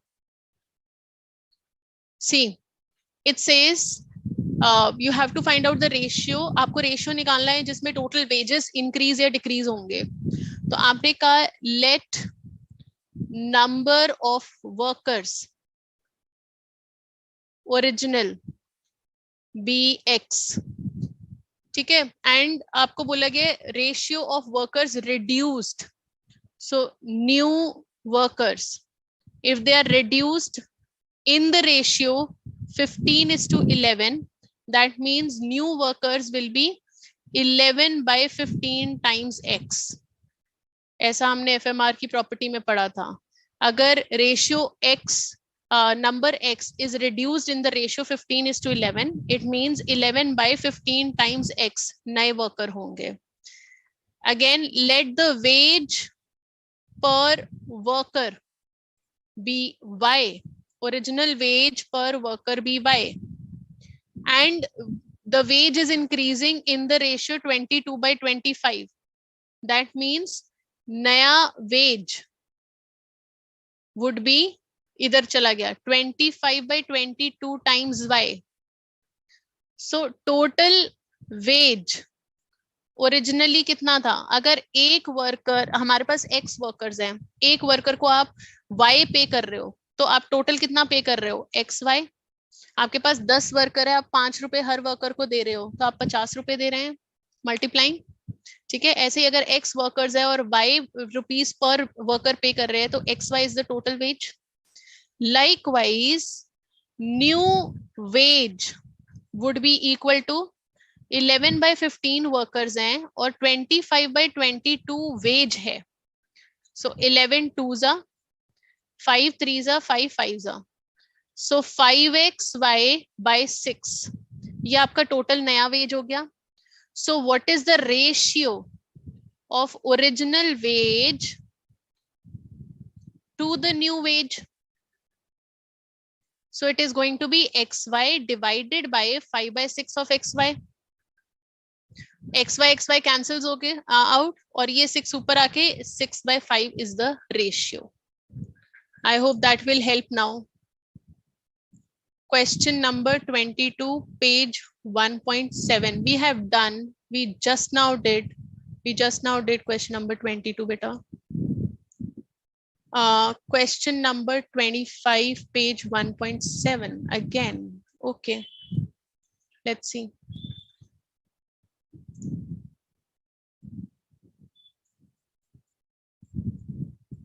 We just did use the compounding ratio property. 25 I can tell you.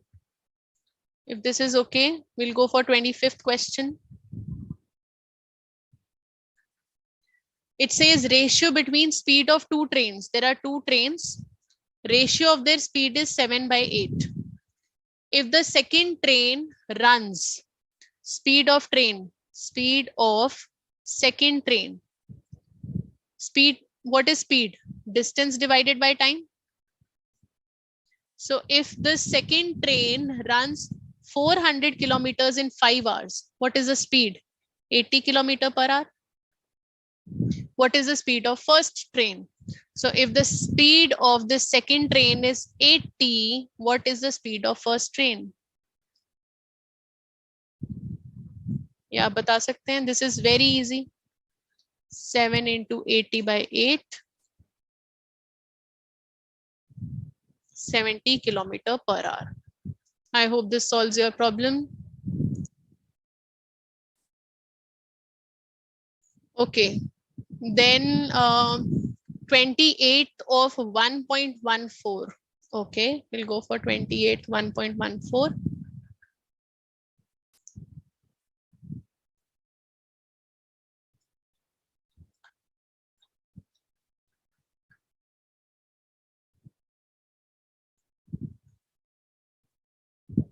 Okay, if this is clear.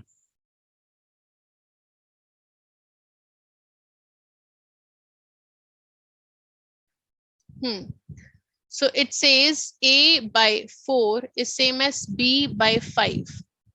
Then it has been asked to you, if A plus 4 upon A minus 4 same as B minus 5 upon B plus 5, or A plus 4 upon A minus 4 is same as B plus 5 upon B minus 5, or A minus 4 upon A plus 4 is same as B plus 5 upon B minus 5, or none of these. So if you remember, plus and minus both on the numerator and denominator is a property of componendo and dividendo. Componendo and dividendo says if A by B is same as C by D, then A plus B upon A minus B is same as C plus D upon C minus D. We'll check out if any of these is solving our doubt or solving our condition. So A plus 4 upon A minus 4, this is correct. This part is correct. B plus 5 upon B minus 5. So this is not giving me the correct side. So this is not true. Again, A plus 4 upon A minus 4. Yes.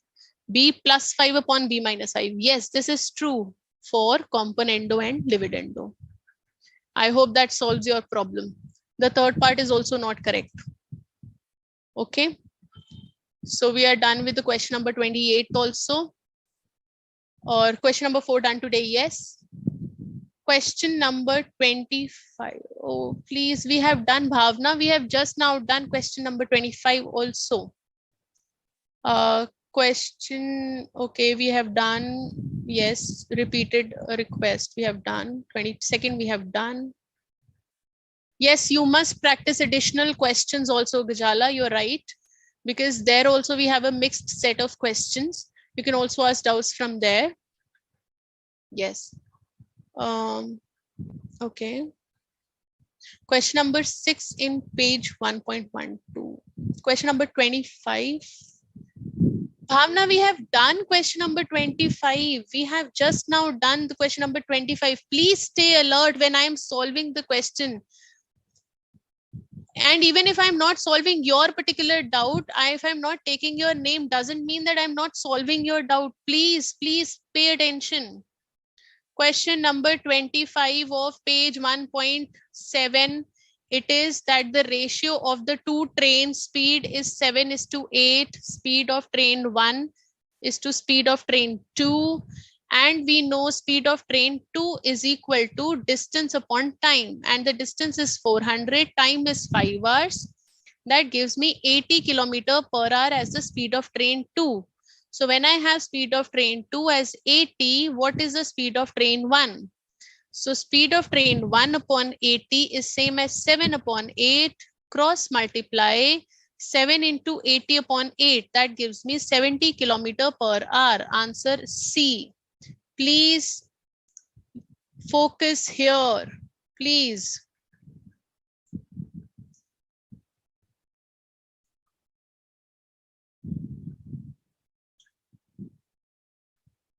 Question number 13 of 1.13. Question number 13.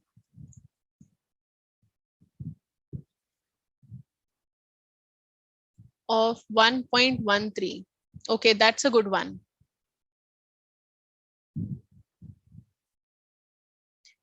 Those who want can take the screenshot and then I'm removing this. Question number 13 of 1.13. See this. If A by B is same as 3 by 2, B by C is same as 3 by 5, What is A is to B is to C. So for this, you must understand that B must be same. In order to make them a continued ratio, B must be same. In order to make them comparable, B must be same. Only then the ratios will become comparable. So what we do is, for this 2 and for this 3, we take out LCM, which is 6. So for A by B, which is 3 by 2, in order to make this 6, I multiply the ratio by 3. This becomes 9 by 6. For B by C, which is 3 by 5, to make it 6, I multiply by 2. This makes it 6 by 10. Now this is same. So now A is to B is to C would be 9 is to 6 is to 10. So your answer is part A. The correct answer is part A. Okay. Okay. Ashdeep, question number 23 of the same page. Okay, Ashdeep is asking question number 23 of the same page. This one says 12, 16, and some star and 20 are in proportion. Then what is the value of this star? You could have given me this answer. This is so simple. Product of means is same as product of extremes. So your star is equal to product of extremes divided by one of the means and then solve it. Answer is 15. Answer is 15. That is option number C. Okay, option number C. Next. Okay, page 1.14, question number 29. Okay, page 1.14, question number 29. Again, a good question. Question number 29, page 1.14. So this one says if A by B is equal to 4 by 1, what is the value of square root of A by B plus square root of B by A? So square root of A by square root of B plus square root of B by square root of A. You have to get this value. If your A by B is equal to 4:1. In fact, this is very easy, you know. Square root of A by B is, just find the square root, 2 upon 1. And substitute the value. Square root of A by B is 2 upon 1. B by is 1 by 2, the reciprocal. Solve this, take the LCM. 2 2s are 4 plus 1. 5 by 2 is your answer, which is part A. Part A. Okay.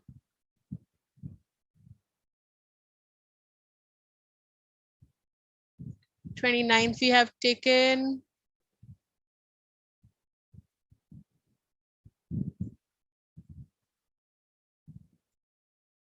Question number 16 of page 1.6. I'm sure we have done it in the last class. Okay, no. Okay. Question number 16 of page 1.6.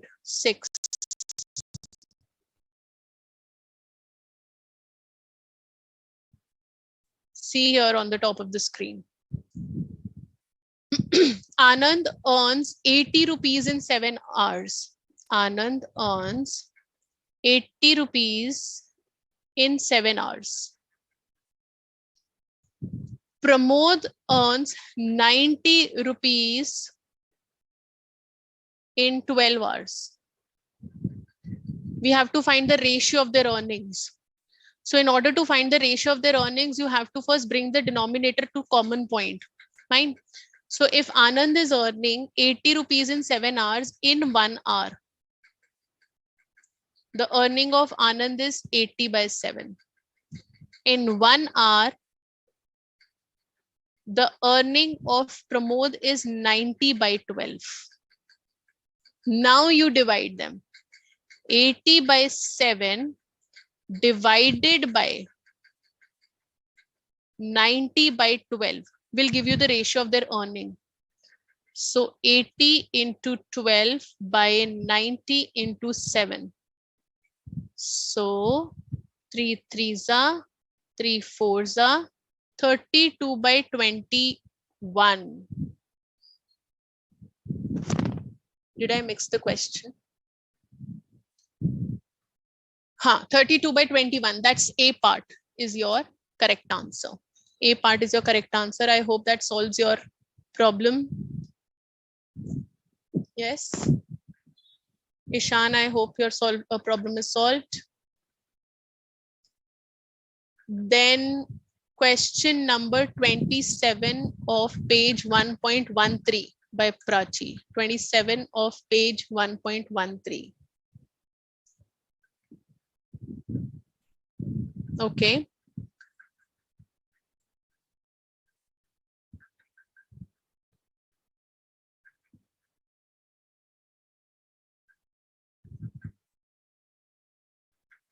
See this.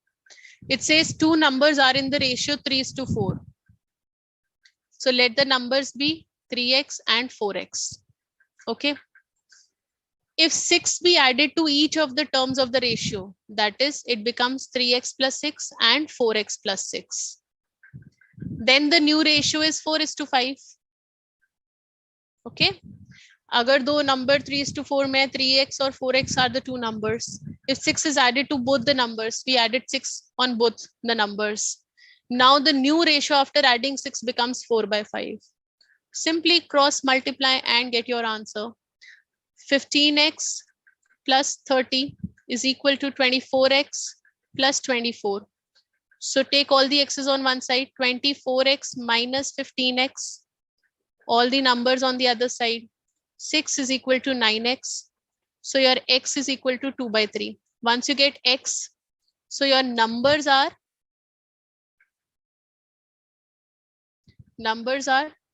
3 into 2/3.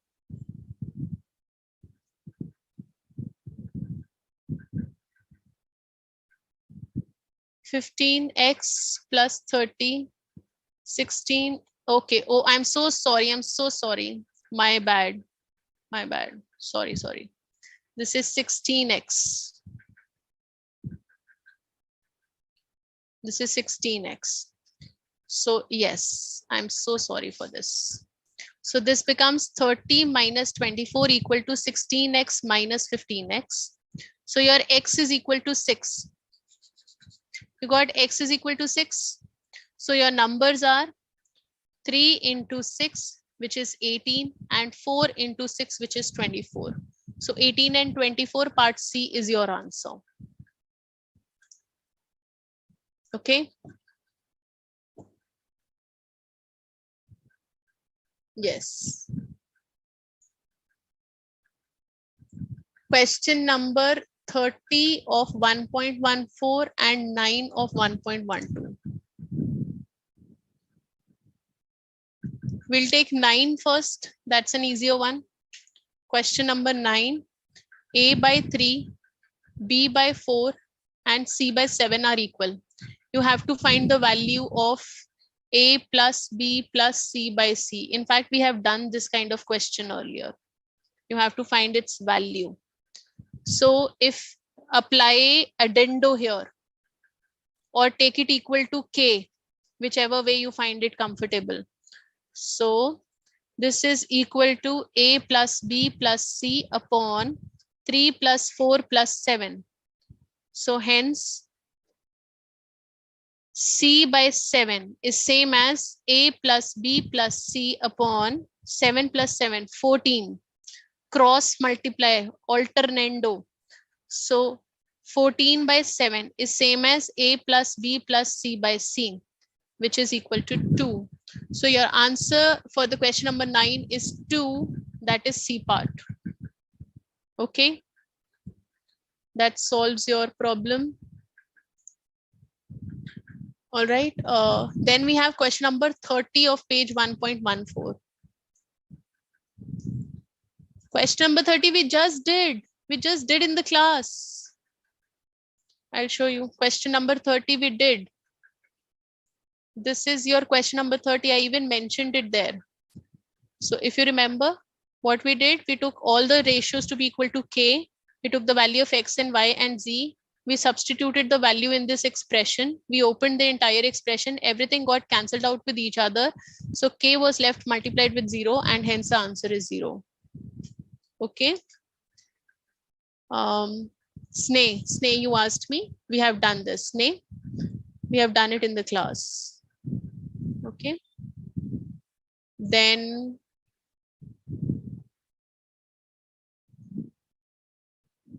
I think, yes, most of the doubts are done. Question number 29.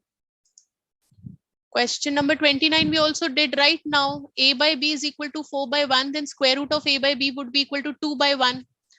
2 by 1 plus 1 by 2 gives you 5 by 2 as the answer. Okay. Okay, Ritik, we have done this. We have done this earlier.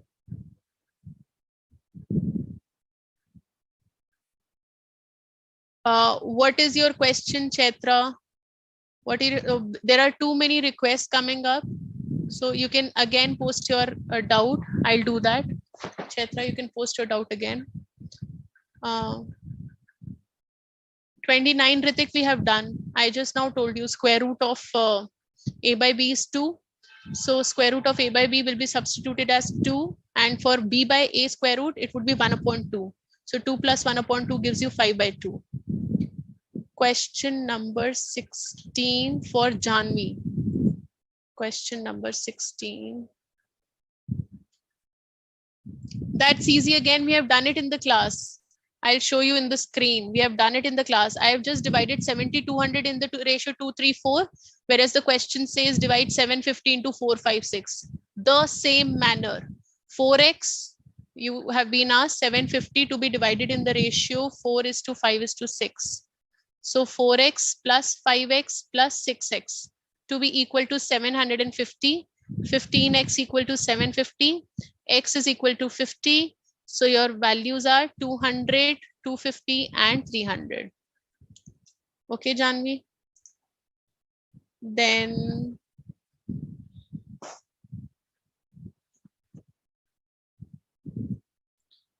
question number 22, Chaitra, of ratio or proportion. Specify. Question number 22 of which exercise? 26 in the page number 1.13. 26 in the page number 1.13. Again, we have just now done. We have just now done. See, question number 9 and this question number 26, they are similar. The only difference is the value. It's similar to this one.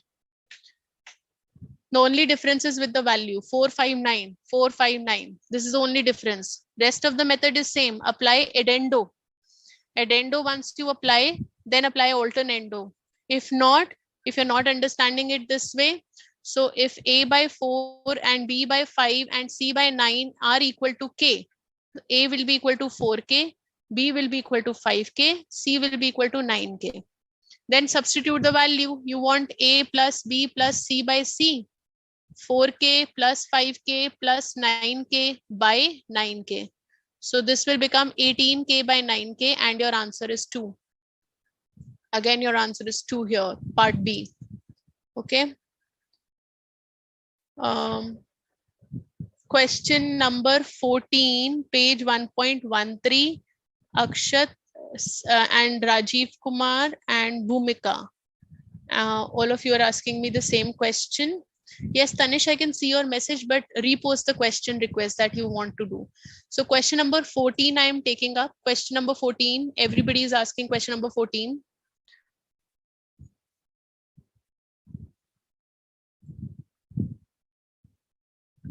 It says x by 2 is same as y by 3 is same as z by 7. You have to find the value of 2x minus 5y plus 4z upon 2y. I told you the easiest way is take it equal to k. Put this value equal to k. This is question number 14, right? Yeah. Take the value equal to k. So your x will be equal to now 2k, y is equal to 3k, and z is equal to 7k. Just simply substitute the values.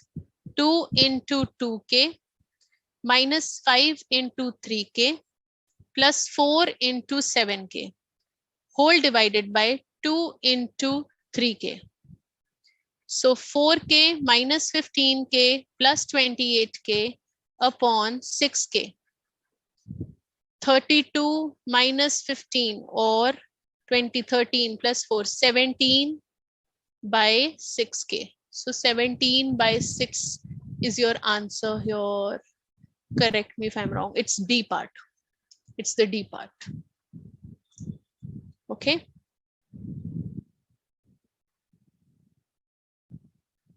Uh,